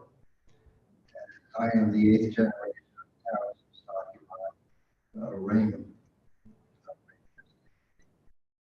Name of the house, it's named after ancestor's house in England. So the East Shore neighborhood was called the Fighting Annex back then in 1952 of the 32nd Ward. Throughout its history, Raynham was mostly a farm, and in 1840 was judged to be the best farm in New Haven County. Growing up there, it was my job to take care of the animals and help train raised hunting dogs that my father raised right around the property. I served as the property manager for about 15 years, ensuring the building maintenance and landscaping was done and preserving its history. Many of the close neighbors have enjoyed its park-like features, the pleasant view from the deck, looking into past Victorian Europe. My mother was an avid historian, fierce preservationist, working to save historic properties such as Nathan Park, Black Rock Fort, Worcester Park, Fairhaven, and others. But as our parents grew older, it was clear we had to make a plan for the future of Raynham to ensure the survival. The whole family considered any options over many years, leading up to a final decision. The first and best option would have been for a next generation Townsend to live there, to act as the next guardian, to preserve the property as it is with no change. And we probably wouldn't be sitting here tonight if that had happened. But it didn't. No Townsend wanted to live there for the high cost of maintaining such a large property, paying high taxes to New Haven. Next, we asked museums and other state and local preservation organizations if they were interested. We didn't have any serious offers. Then we asked various academic institutions such as Yale if they were interested. Then we went to builders and architects. We're also interviewed, I interviewed most of them myself over the years, extending all the way down toward New York City. And I asked them to come, see if they could come up with a viable plan. We consulted with the city several times, my wife and I did, to gain their input and advice. Throughout our search, our goal was always to preserve the property as much as possible and to honor the history of the land. As we place Rainham on the open market, we continue to strive to retain our goals and to follow the family's coat of arms motto. Honor to those who have come before, faith in those who come after.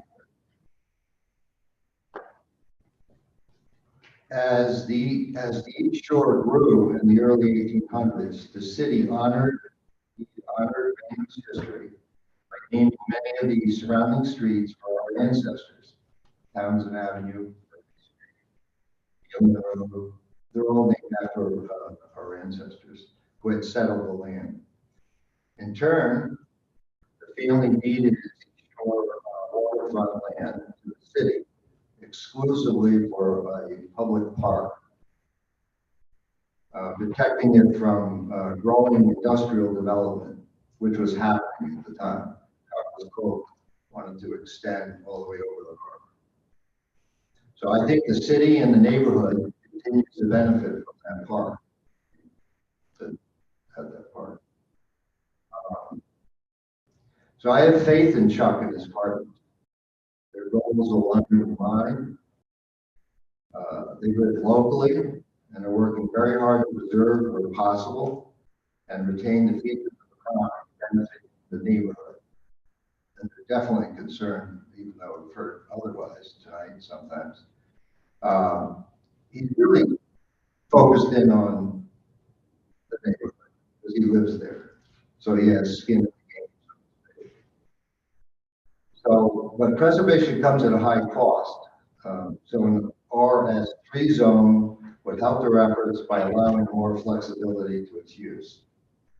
With current zoning, this land could support over 120 houses after you bulldoze all the buildings down and bury all its history under black. And I personally had offers to do exactly that from developers and architects. The value of 26 acres in New Haven, 5 minutes from downtown New Haven. A lot of architects were just going to bulldoze everything down and then conform to present zoning and fill it with houses. And I doubt the city of New Haven could prevent that from happening. Be conformed with all the zoning laws. And then another New Haven landmark will be gone. So is that what the neighborhood wants? I don't think so. Does the city want to allow destruction of one of its original East Shore properties listed on the National Historic Register? Supporting the zone change and supporting East Shore Park is the best option. So I ask the voters to support RS3. But I would like to add one more thing if I can go over. I think there's a Miss Wheeler is confused about where the National Registry is, because I was the one who applied for it, so I know where it is. And it's not the whole property. It's the buildings at 8 acres. So it's the core, it's the middle section. As you can see, the sort of core to the property, and then there's a horseshoe around it over the land. So the core of it is on the National Registry, and all thank you. Thank you. Are there any questions? Seeing none, thank you for your testimony. Thank you for coming. Next up, Paul Campione. I need to know.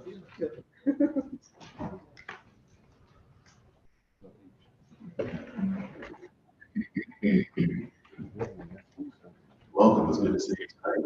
See you too. Good evening. Good evening. Your name and address for the record, please. Sure. My name is Paul Campion, and I live at 18 Morris Cove Road in New Haven. I have a copy of my testimony I'm presenting on behalf of my wife and myself. If you just sign the document, we'll send it. Send it. So, thank you.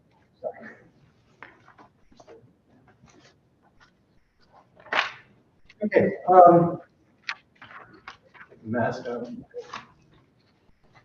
So we're submitting this letter of strong support for the application before you for the property at 709 Townsend Avenue, encompassing all the other street addresses that apply.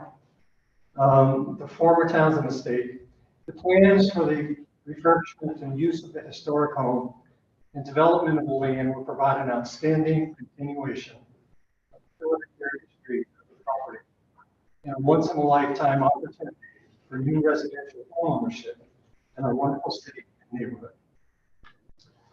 We've known the Mascolas for over 35 years as friends and neighbors. They love our community like no other. Chuck has lifelong roots, deeply embedded in the East Shore and the city of New Haven. He served his neighborhood in the city as an alderperson in the 18th Ward. They have grown their businesses, the Mascola Group on Forbes Avenue, providing jobs, taxes, and opportunity for many. They've been leaders in the support of St. Bernadette's Church and School. They've always asked what is best for the neighborhood. When considering the many issues that residential neighborhoods face, they always maintain their properties to the highest standards and follow the rules. When you review the plans before you, you see clearly the intent is to preserve and return the glory that surrounded the home and its historic presence overlooking the East Shore. History shows this through photos, postcards, family records, and stories that sit in the memories of friends and neighborhoods in the East Shore and across the city. This is important in the minds of our community to consider when doing the intentions of the applicant. All of us question about what will happen when faced with change and the unknowns of proposed changes. When we get that dreaded ZBA letter in the mail, what's going to happen? We hear that somehow changes will have a negative effect on us, our property, and our neighborhood. We've had ours and have stood to defend them. Some fears happen. The other outcomes are either good or better than promised. We know that adding conditions of approval are vitally important to each serving neighbors. But these conditions rely heavily on the adherence of the owners to operate to those conditions. Lastly, in this case, we ask you to consider major considerations in your final approvals to the applicant in knowing. I didn't say that.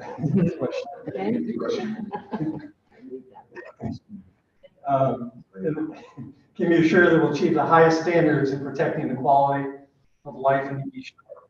We are honest, open, transparent, and trustworthy people. Our intentions in buying historic property is and was to retain the historic stature and to retain it as a proud landmark for the East Shore and all of New Haven. They've listened to many ideas from developers and plan that will bring thoughtful development of the land and adding cluster homes to our neighborhood. They'll create attractive choices which will bring opportunity for new home ownership, adding again a gem to the thriving city has to offer. Rather than seeing people focused on the suburbs for their housing needs, and if I can interject, a very good friend of mine who was very involved with the urban revitalization initiatives across the city, John Cox, some of you may know, wanted to downsize from his house. And he and his wife could not find an opportunity within New Haven. And New Haven lost a gem of a neighbor who's moved out to the East Line area. Simply because when we start looking, where can I go next? There's no place to go. I think this is the beginning, and I think it creates opportunity to look at other opportunities. Where, in fact, we can retain our talent, which exists in each and every one of us. So again, I say rather than seeing people focus on the suburbs for their housing needs, this project will bring an opportunity for the city to add another advantage in marketing itself to attract and retain residents, as well as increase the importance of our tax base. I wholeheartedly support this effort in consideration. This project will be, and that property will thrive and have a life going forward. And that home will have a life like it needs and should have. Once again, when you look at some of the old photos and postcards with all the regalia that people are dressed in and wagons going through the property and so forth, I can just see that kind of being revisited. And as I've seen the property and looked around it, the thing that's amazing to me that it still exists. You know, it's almost like walking through. It's almost like walking through this neighborhood, Edgerton Park, and you know, you can look at that and retain that. And to again, East Shore neighborhood talks of a community garden, or artists, residents, all those things that don't exist in that area. I think that will bring the community together in a way that's really needed, and I know that will be respected by all. So thank you. Thank you. Questions? Anyone else? Thank you for your testimony. Thank you very much. Good evening. You as well. And I'd like to also, Kathleen Walsh. I'd like to also remind in the testimony, we know what will be allowed and what is not allowed. So we are voting on a new zone, RH3, and we're voting on a text amendment. Yes, but we do not know, what is not before us is the actual development. And so as colleagues are listening to testimony, that is not what's before us this evening. Welcome. Hi. And your name and address for the record, please. Hold the microphone for you, please. Is that better? Hold the microphone for you. Okay. Perfect. My name is Kathleen Walsh. I live at 165 New Road in New Haven. About, say, half a football field from the property. And I'm glad that you just brought up what you did, that this isn't about the development, this is about the language. So I live in what was the front yard. I live in one of those 100-year-old homes. And we're very lucky. We call it Neelan Village. We have a close neighborhood. I'm not friends with Minnesotas. I haven't known them until all this happened. But I can tell you, many of these neighbors all come again and again to ask questions to the property. We have that faith that Mr. Townsend was talking about, faith for the people coming after. We have a sense of trust. And I think that there are two words that keep coming up in my mind have to do with leadership and accountability. The Scolas are willing to take the wheel and accountable for what will be developed. The language that was used earlier was this idea of unleashing potential. That could be a little bit scary, unleashing.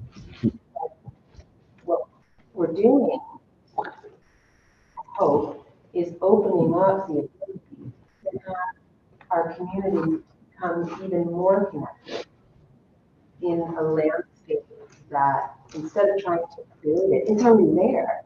So that beautiful balance of conservation alongside development. This is a beautiful opportunity.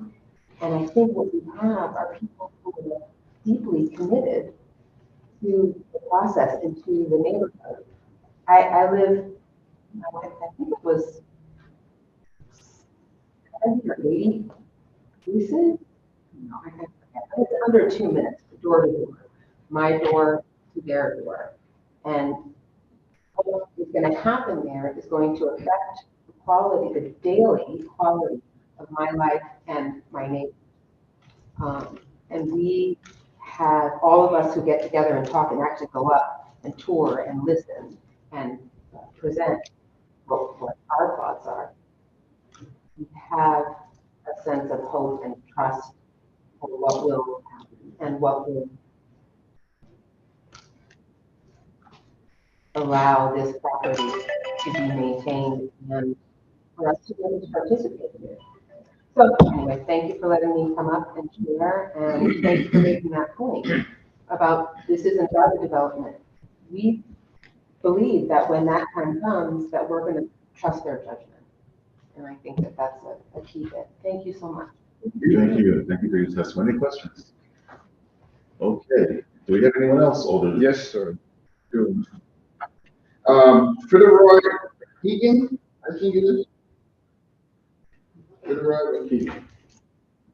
You can correct us when you come up. Welcome this evening. Glad to have you. And I'm asking if you have your testimony at 3 minutes. Please have a seat and have your name and address for the record. We thank you for bearing with us this evening. Some of our committee members have been here since 6 o'clock for the first meeting. So, your name and address for the record, please. Before I do that, I'm not going to hold it against you the way you destroyed my name, but most people do that. So I'll give you my name.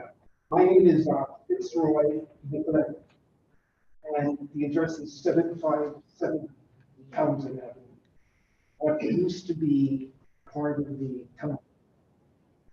So you could say all of this sitting right on my neck. That's what I'm going to point out. The young lady just before me, she talked about trust and faith. It's something that without that, none of us can communicate. None of us can talk. So that's a big part of my life. But let me start by saying it's never easy to be trust into something. We bought this property about 6 or 7 years ago. And it's an extremely nice place. Okay? Felt really good to be here.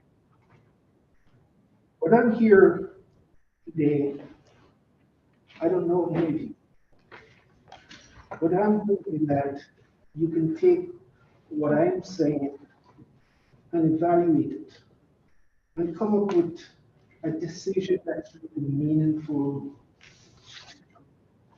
to the neighborhood. Not just from a perspective that you're city officers, city commissioners, aldermen, but to realize that there are people that live here, that see this part of their life, like me. I'm supposed to be retired, so I really would prefer not. I haven't had supper yet. And I'm not very good when I can get pretty upset. So I'm trying to hold myself together, so please bear with me. It would be helpful, sir, if you tell us if you're in favor of this and your comments. See, that's not easy. I started out by being a leader of this project. But as time has gone by, I see how it affects me and how it will the entire neighborhood. I am in favor of parts of it. I'm in favor of the wedding venue. Things are excellent. So we were not voting on that this evening. Right, I understand. Yeah. I understand. But I am telling you where I am coming from. And I'm trying to help give you that perspective so that you can arrive at a decision that bears conscience entirely. Someone said to me, you bought this place and you must have realized that 50 plus homes or condos or apartments or economic housing would arrive someday. Let me ask you a quick question. How many of you, when you bought a new car, were thinking that it was going to break down? You get this new car and you're excited about it. Everything is about hope, not about this. This is a historic piece of property, registered and on the historic Preservation Trust. Now, I spoke to a person there who is the director of the trust just a couple of days ago. And so what was said here earlier by Mr. Townsend needs to be clarified. It does say the mention all buildings, including the one that I live in, okay, on 15 acres. That's what she says should be preserved and should be preserved.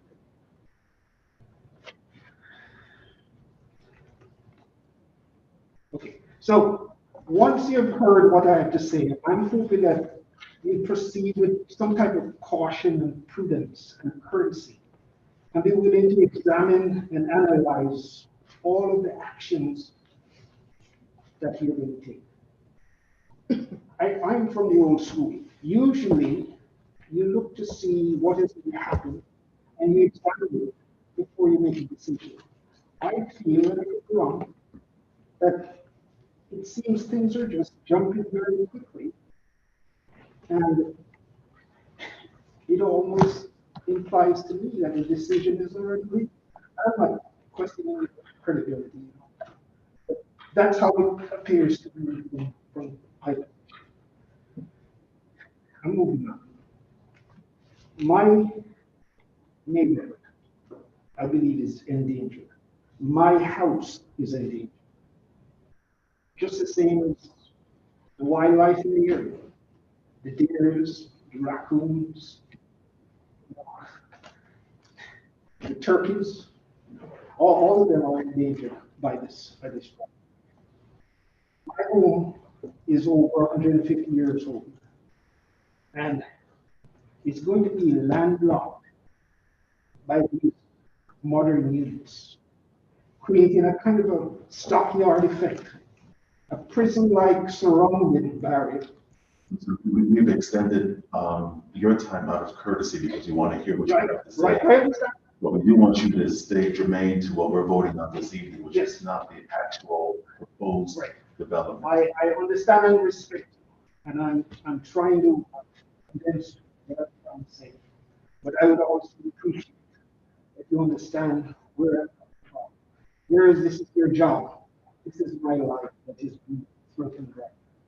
It's not about, your rules and regulation. I respect that. But this is my life and my family's life that is on the block.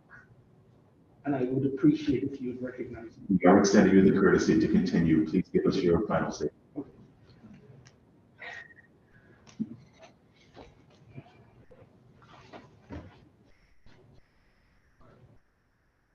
Okay.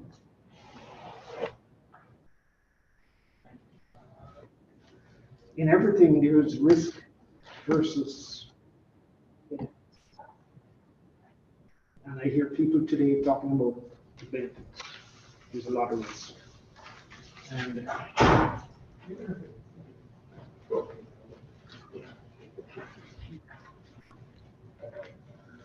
don't know, I guess it doesn't matter that I have anything to say. Well, no, because I'm getting distracted. Well, no, it Nobody does else. matter, I sir, sat here respectfully. And we do and want to hear you, listened. which is why we've extended the 3 minutes to hear what you have to say. We do have our full attention. Do not worry about what goes on in the audience. You're not talking to them. You're talking to us, and we're all listening to you. Let me, sorry. Being recorded. I just came with some questions that I'll leave. Absolutely.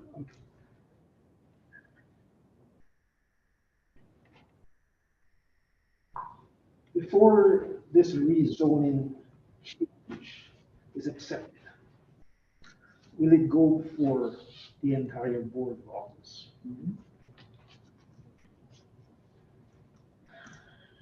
Now, it is purported that there are Quinnipiac Indian burial grounds on the site. Does that have any bearing at all on? For me, it doesn't. Pardon? For me, I only speak for myself. Thank you.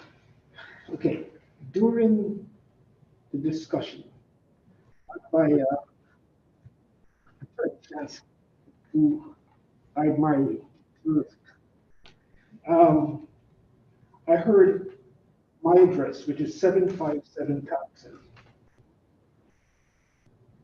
Is that address also part of the other property? So in other words, is that address that we were given in our deed also part of other parts of the property? So that's a concern. 757. 757 is not included in this. But I heard it today when it was. Yeah. Yeah, so it's not mentioned, but we will certainly ask that. Okay. We'll get that clarified after your testimony. All right, final question. Are there ironclad ordinances that could guide this project from start to finish? In other words, I've talked with this, and they indicated that even when something is approved, there are ordinances that are attached to it. But how strong are these ordinances? Do they follow through? And you know, other people have said this. Because if, God forbid, this family that is running it, they're great people. I can trust them, you know. But if they were to sell, and the whole thing has gone through this process, the other developers have to come back to you with what was already agreed. Am I making any sense?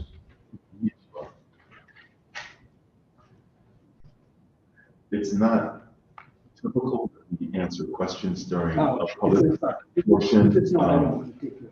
but if you stick and listen to our discussion, we will address your questions in our discussion. I don't want to. Yeah, because this way, we want to make sure that we're giving you the right answers. I don't want to answer you off the top of my head, but we will consider your questions in our discussion. Okay. Thank you very much. Thank you for your testimony. We appreciate you coming this evening. Do we have anyone else? We have no one else, Mr. Chair. Is there anyone from the public who hasn't testified wishing to testify this evening? Anyone else from the public wishing to testify who has not testified this evening? Asking for the third time, anyone else from the public wishing to testify who has not testified this evening? I make a motion to close the public portion. Second. Moved in second, any discussion on closing the public portion of this testimony? Seeing. This is my question for discussion on the motion. Okay. I myself don't have the need to hear from the applicant or the applicant, but if anybody else does, we need to do that before closing the public portion.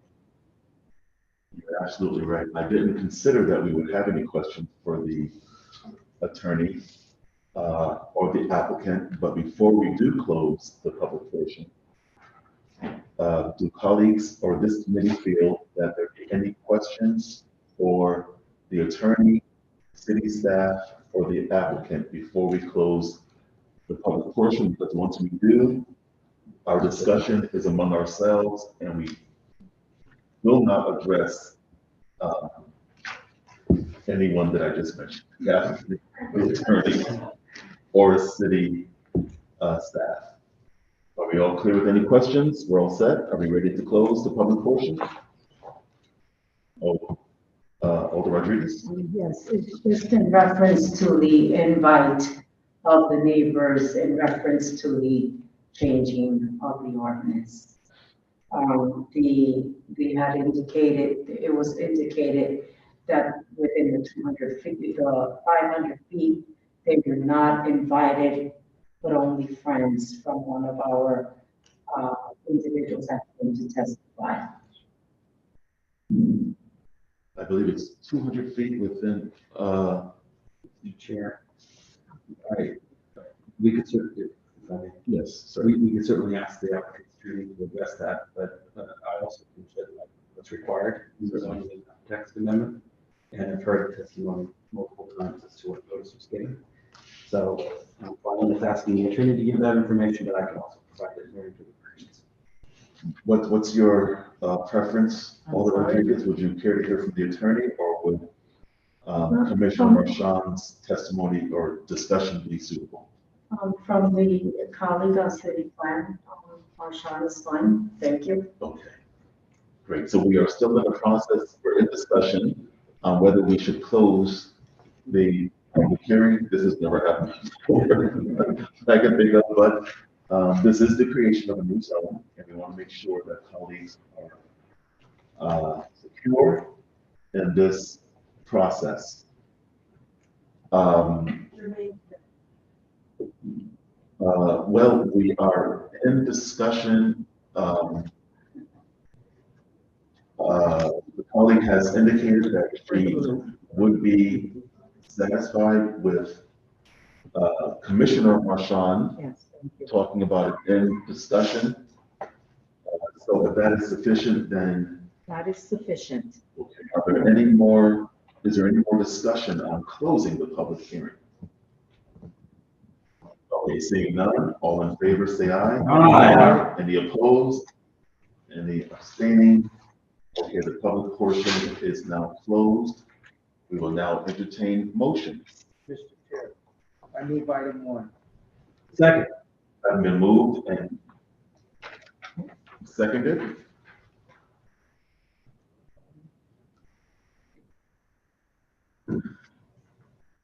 Okay, thank you.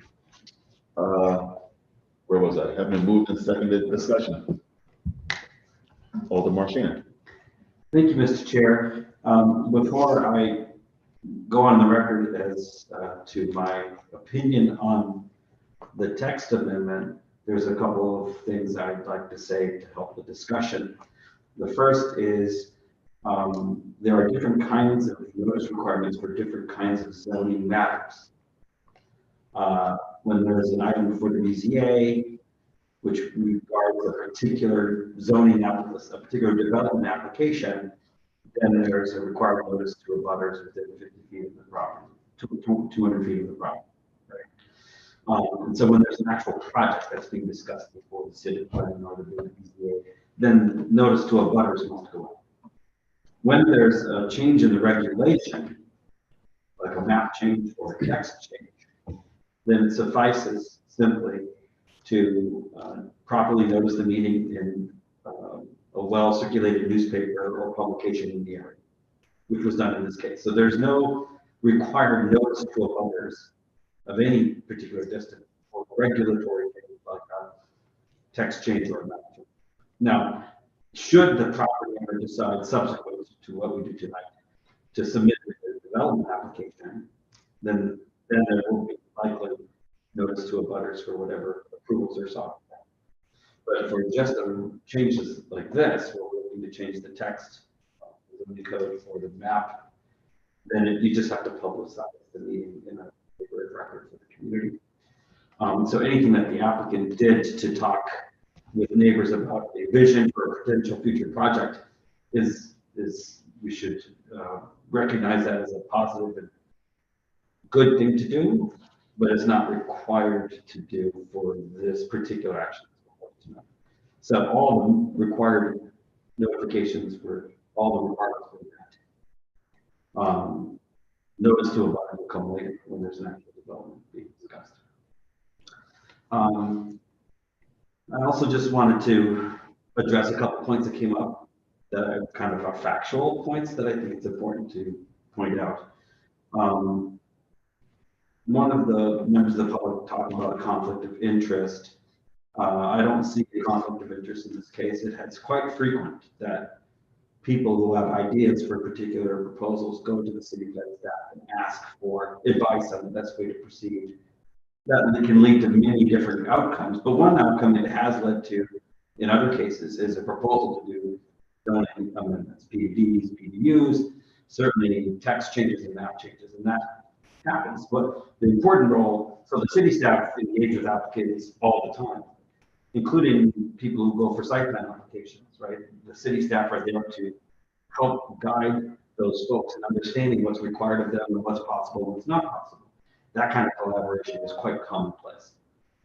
We, on the other hand, have to make sure that we don't have conflicts because we have the final say in this matter. So if I were a shareholder in the company that owns this property, I would have to recuse myself because I could potentially benefit from a regulatory change that might be possible, something that I would want to do down the road.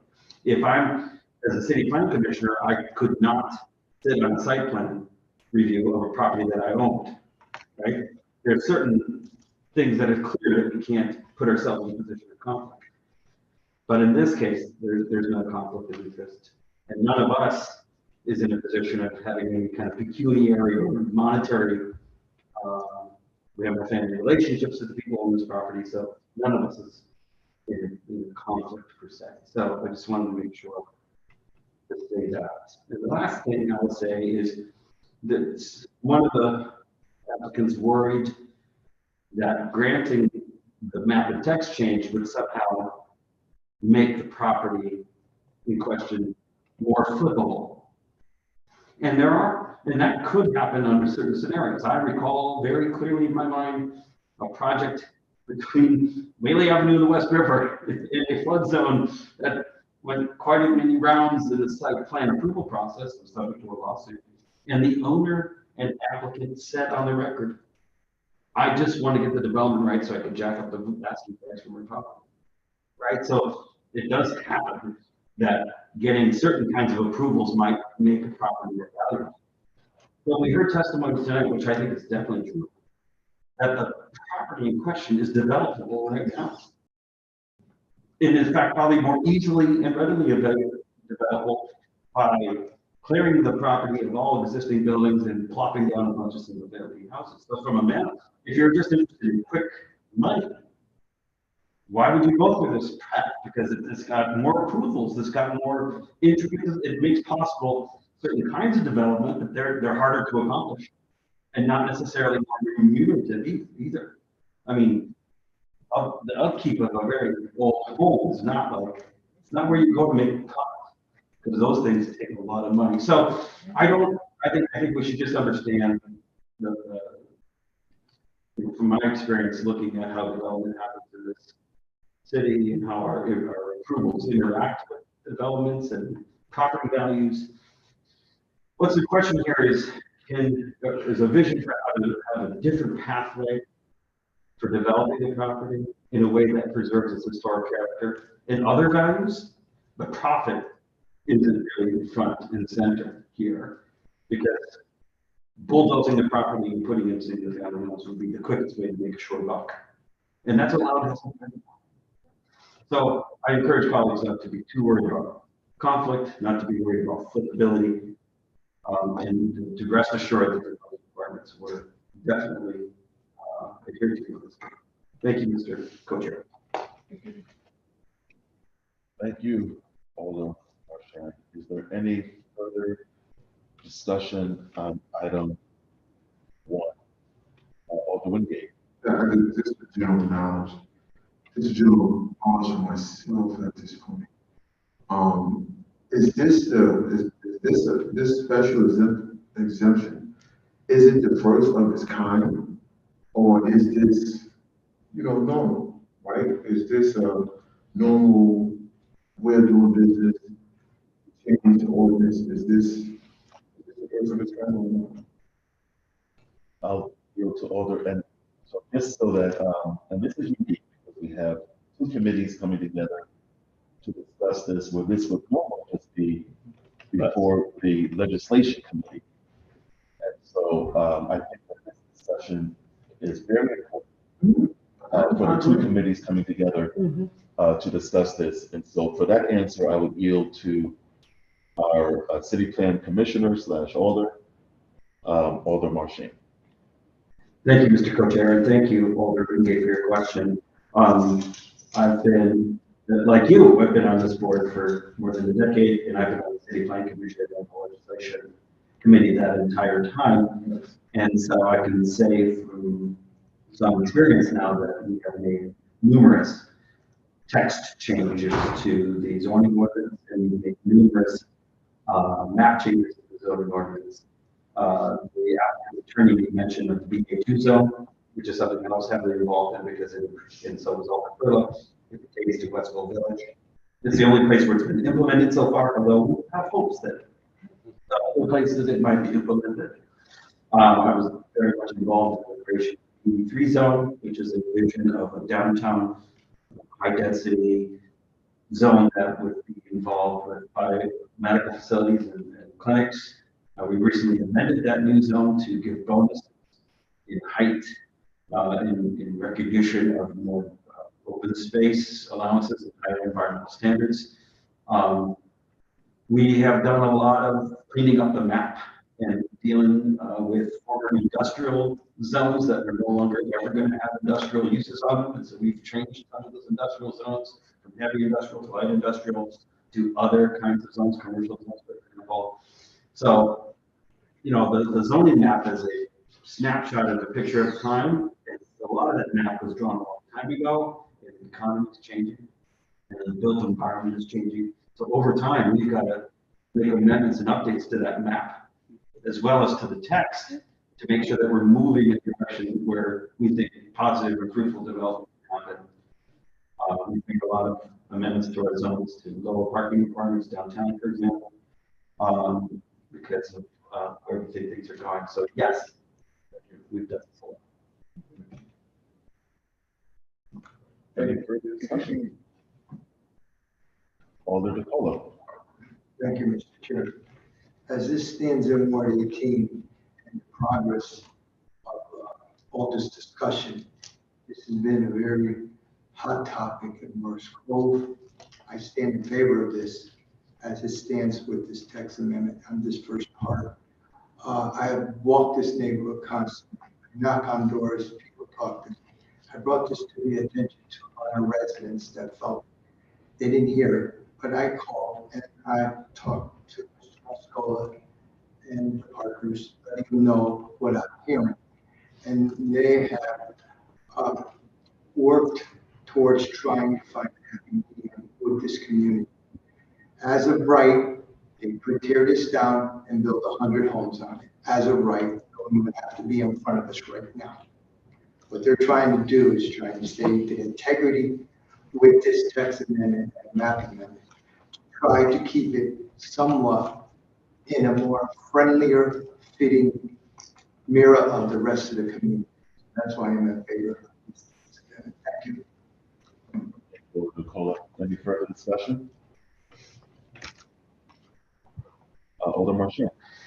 Thank you, Mr. Co-Chair, and I appreciate you giving me the latitude to make my earlier remarks, but now I'm on the queue to say that I am in favor of this text amendment. I wanted to say for the record that I do not believe that this spot's not even close, given the size of it. And although in an earlier city plan meeting where I asked the applicant and wondered aloud whether or not this particular zone would have applicability elsewhere in the city, because a lot of the old buildings are plopped in the middle of densely developed areas that aren't open pasture land in an RS, whatever zone would probably work. Zone or a higher density zone. I think the overall approach could help us see future possibilities, right? Because as Ms. Farwell said, we could imagine like a heritage industrial zone that imagines ways to preserve historic structures in a former industrial area.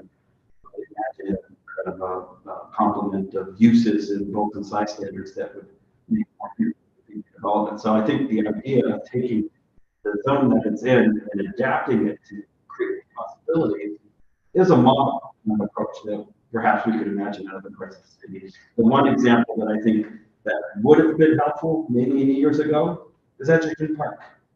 Now the solution was to make it a park. So I'm not picking, fight with that solution. It's a solution in a number of ways.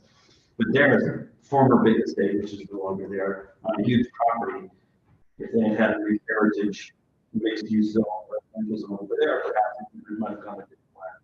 I don't think that house on Neil's campus is a great example because I don't ever see Neil selling that property or developing it any other way than it is now. But But I don't think at the end of the day that we have to see this RS3 zone as having the potential of popping up all over the city. I think other contexts would call for different solutions, but the approach here, which is to take the underlying zone, tweak it in ways that would make the preservation of the historic structure economically feasible. That's there. And so I think, and that strengthens the case for it, right? Because we're adopting an approach here that's about being innovative, and it is about reflecting the values that we have. The values do include the comprehensive plan development does say that we should do our best to use it. Creating more housing units, is that part of our values? In terms of comprehensive plan and legislative agenda. And so I think it's a policy point of view, just setting aside any future development perspective. From a policy perspective, this approach is innovative, it's useful, and then we will learn from it. And we may find ways, analogs of it elsewhere in the city that would help this kind of creative adaptive reuse of historic structures more viable. So for those reasons, I'm speaking in favor of the text amendment. Thank you, Mr. Co-Chair. Thank you. Any further discussion? Alder Rodriguez. Thank you. I'd like to speak in favor of our S3 zone. Listening to the testimonial of the many people that came here before us today, and looking at their input regarding history, regarding education, regarding internet, regarding the beauty of this space, regarding the fact that there's going to be opportunity for addressing density and for individuals to walk and individuals to be able to engage better by utilizing the space and making it really a community space. I think that that's going to be very significant. But also we need to take heed in reference to what is happening not only in that specific area, but in the surrounding area. And we also need to pursue preservation and environment in this new zone, stating for a fact that any kinds of exceptions or changes to any historical sites would have to be revisited by the proper commissioners and more respect on ordinances. I think that's very significant. So if they maintain these significant ordinances and respect them and continue to work together with the community as they have been doing at this time when the scholars, I think that's very important. Thank you. Okay.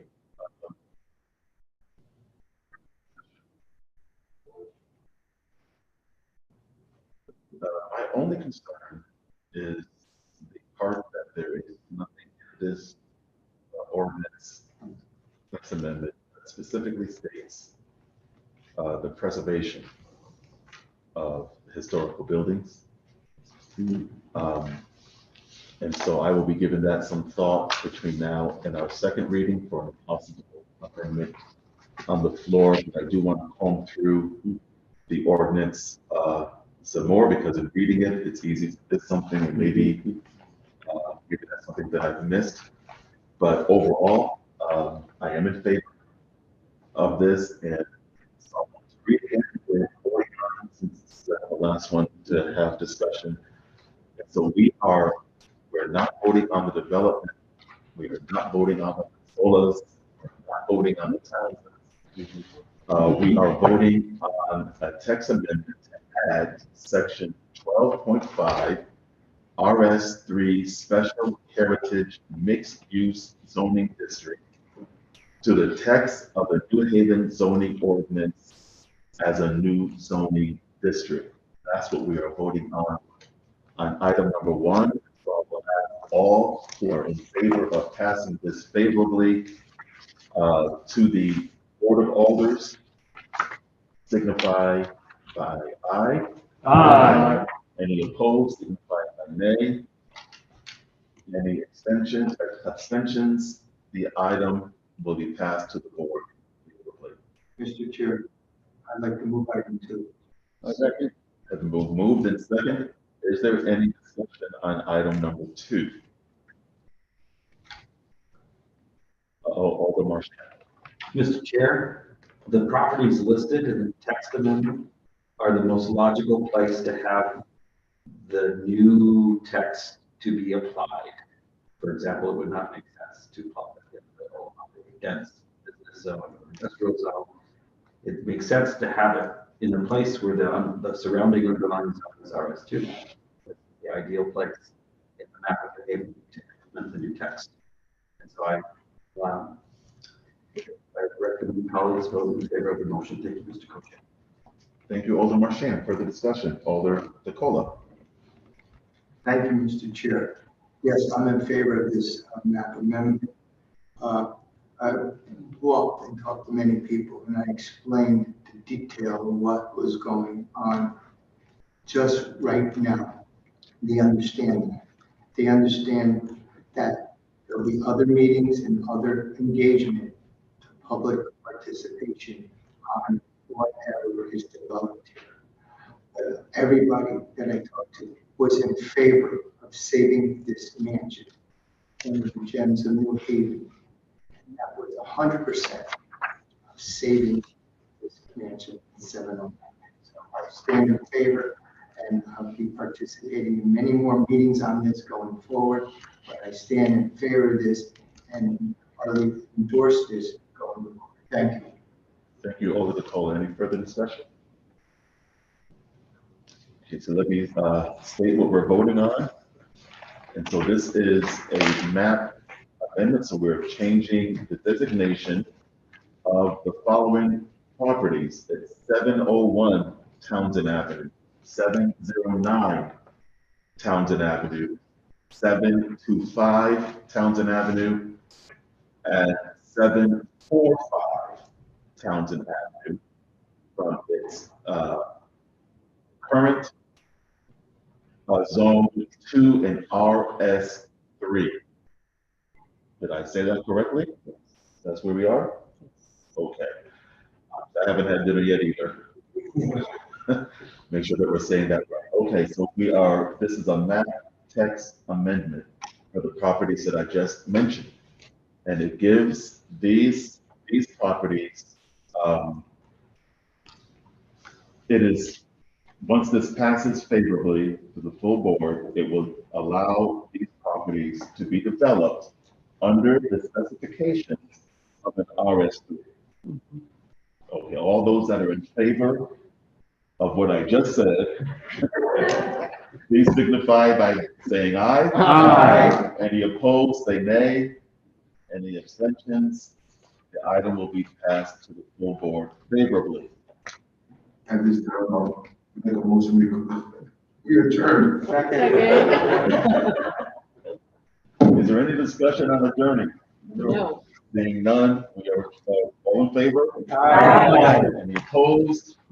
We are adjourned. Thank you, colleagues.